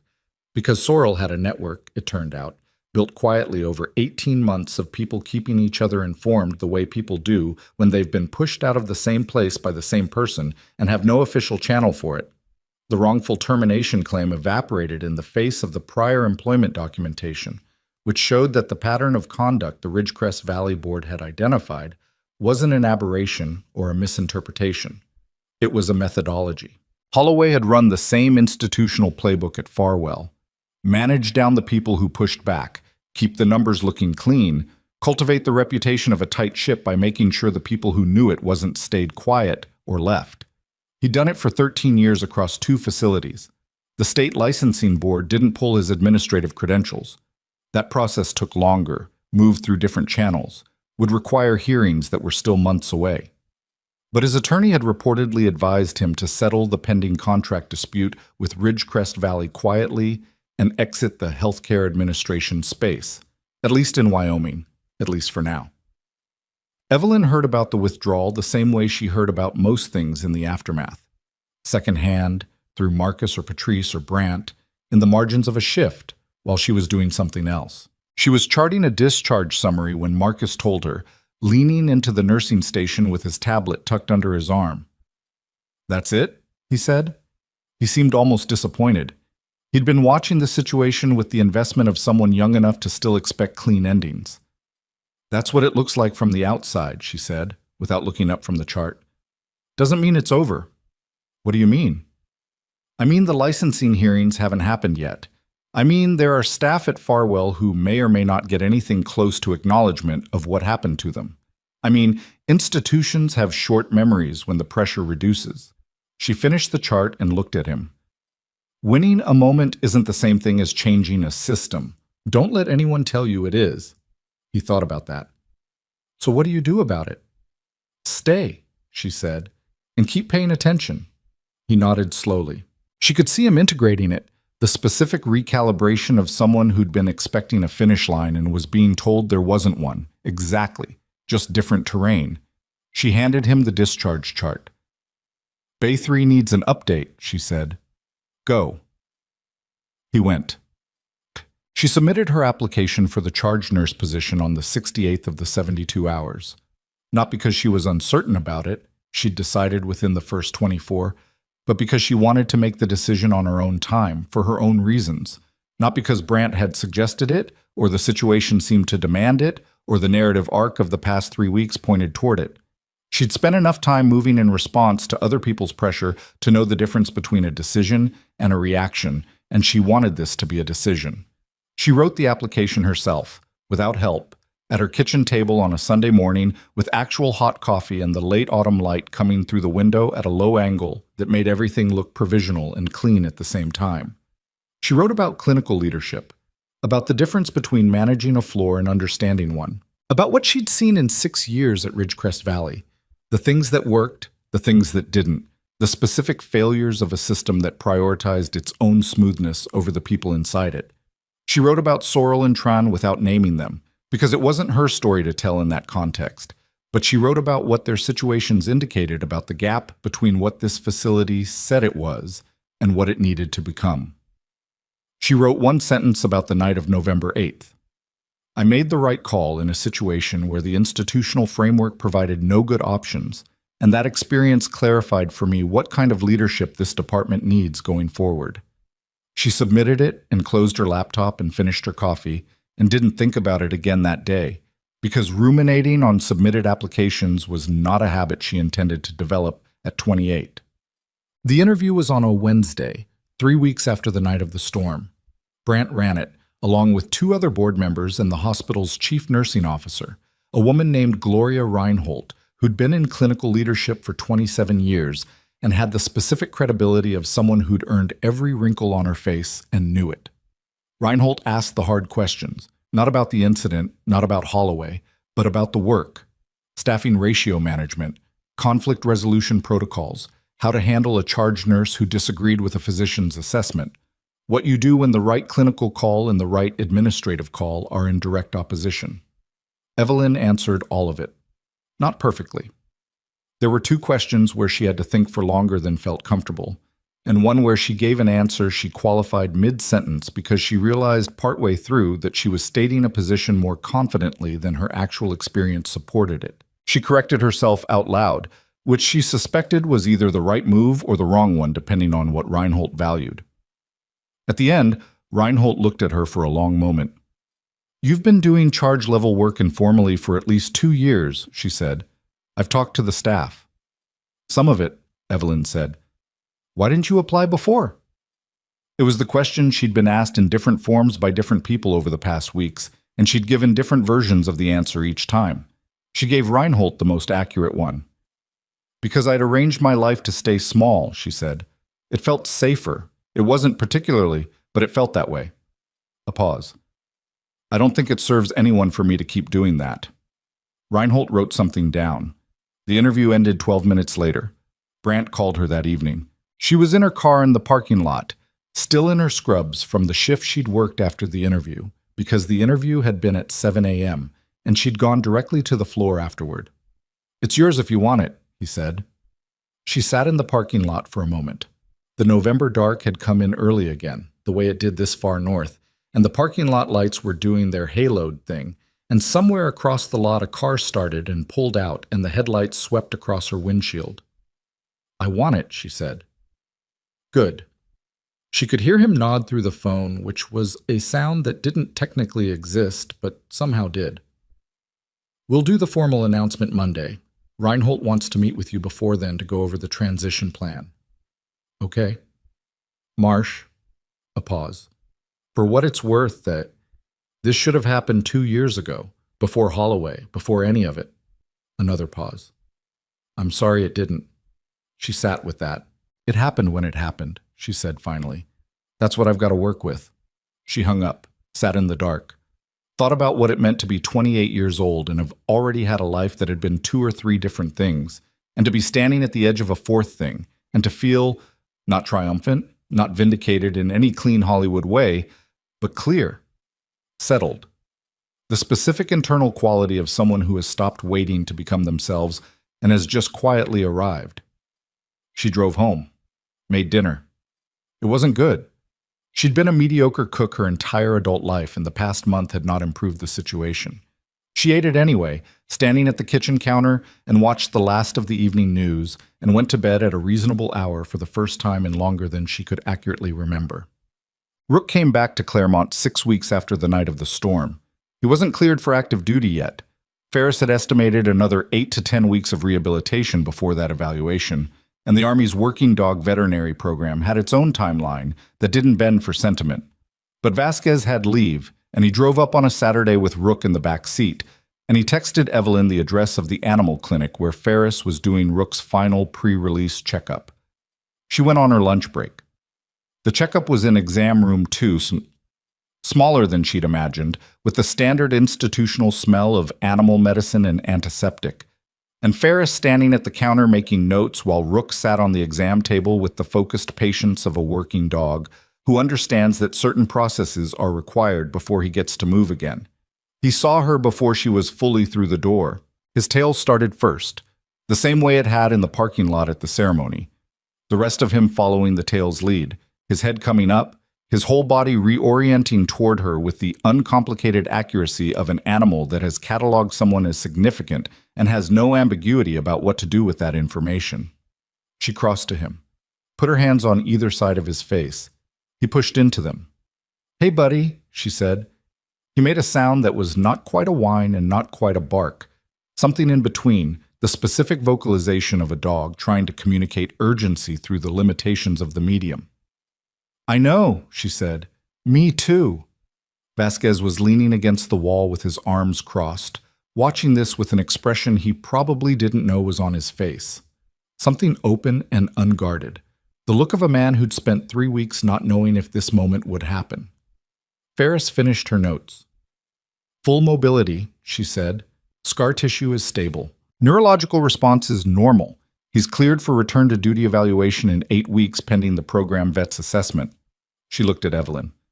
He'll carry the scar, but working dogs don't care about scars. No, Evelyn said. They don't. She stayed for 20 minutes. Not long enough, but her lunch break had a hard end, and she'd learned a long time ago that the work didn't pause for the things that mattered outside it.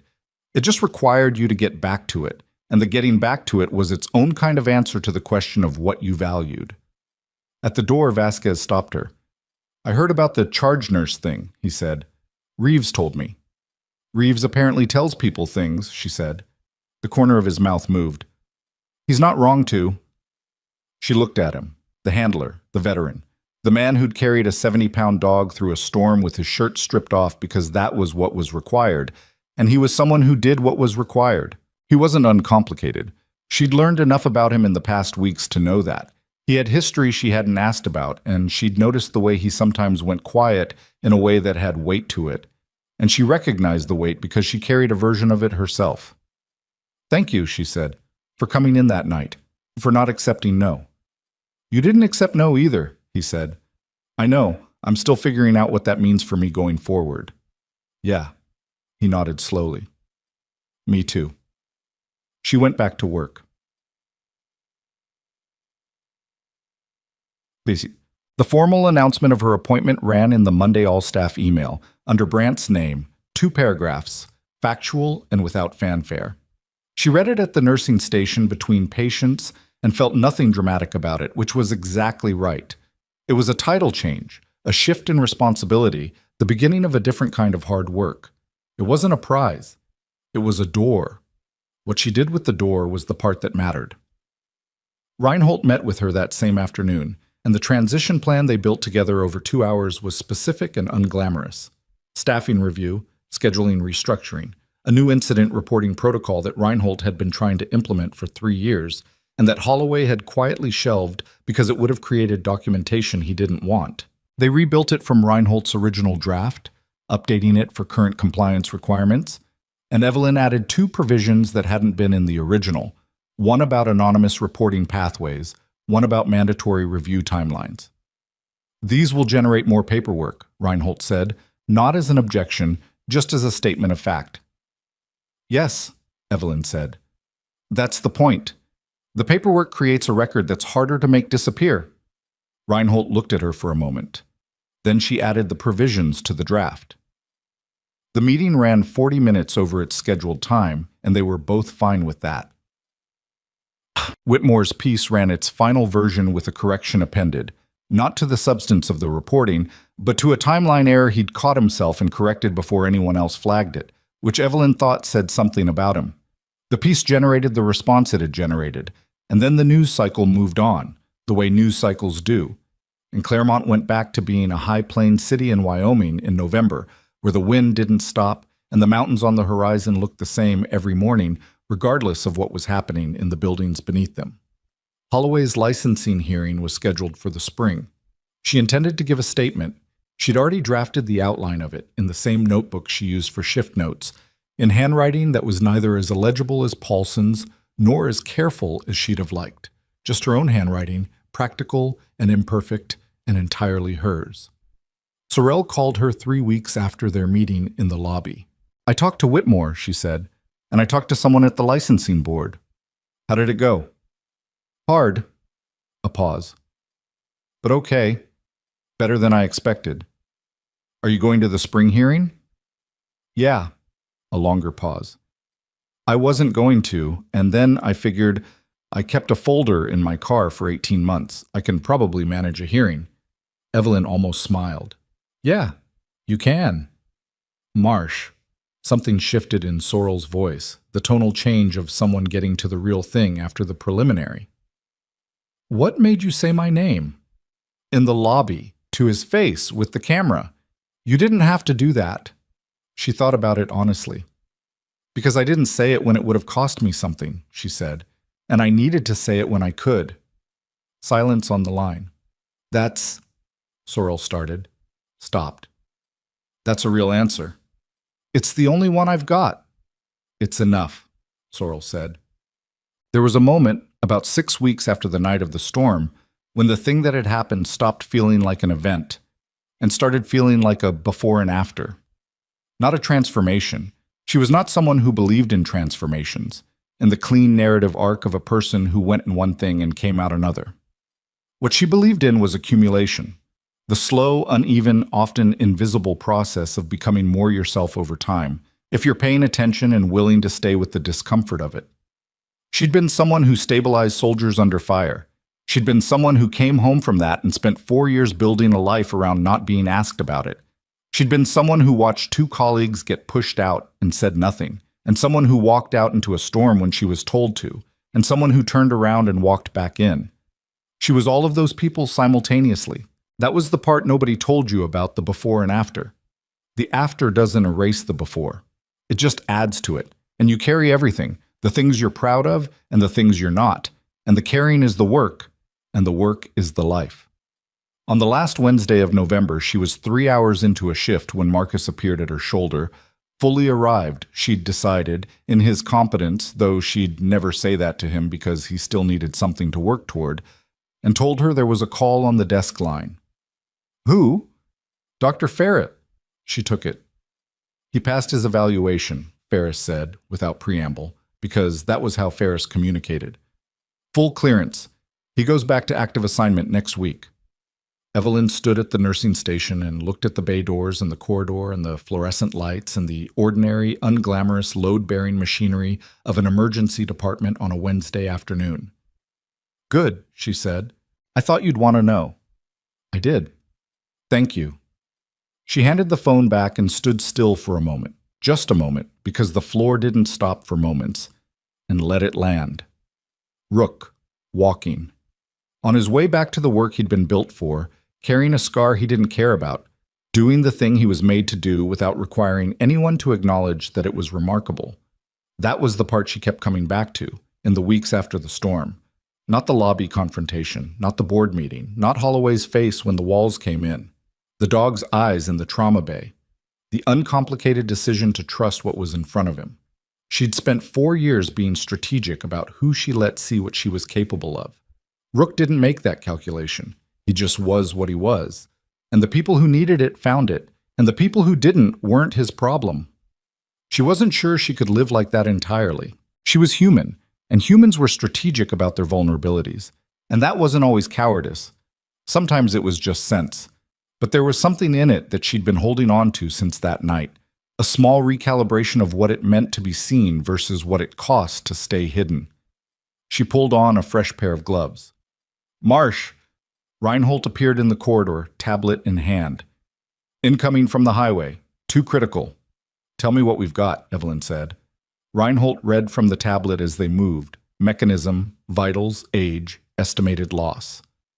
Evelyn listened and walked, and the bay doors swung open ahead of her, and the first gurney came through, and she stepped up to it with the specific presence of someone who has stopped apologizing for knowing exactly what they're doing. Her badge was on her chest. The challenge coin was in her pocket, where it had been every shift since Vasquez pressed it into her hand. She'd thought, initially, that she'd put it somewhere meaningful. A shelf. A drawer. Somewhere it could be properly kept. But she kept ending up at the start of a shift and putting it in her pocket instead. And eventually she stopped questioning the instinct. Some things you carry because they remind you of what you survived. Some things you carry because they remind you of what you're still doing. The second gurney came through the doors. Talk to me, she said, and the paramedic started talking, and she listened with everything she had.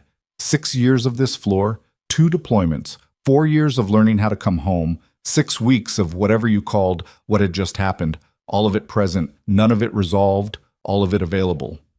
This was what she'd learned in the end. The people who'd tried to make her small had operated on the assumption that smallness, once imposed, stays. That if you push someone far enough out of the room, they adjust to the hallway and stop reaching for the door. They'd looked at her and seen a tired nurse buried in debt and routine, and made the mistake that people always make when they decide someone is only what they appear to be in the moment. She'd been a combat medic under fire. She'd been a woman who walked back into a storm. She'd been the person who said two names out loud in a lobby when it cost her something, and the person who'd handed a phone number to a woman who'd been carrying a folder for 18 months waiting for someone to ask. She was none of those things cleanly. She'd gotten things wrong. The silence, the staying small, the long education in making herself convenient.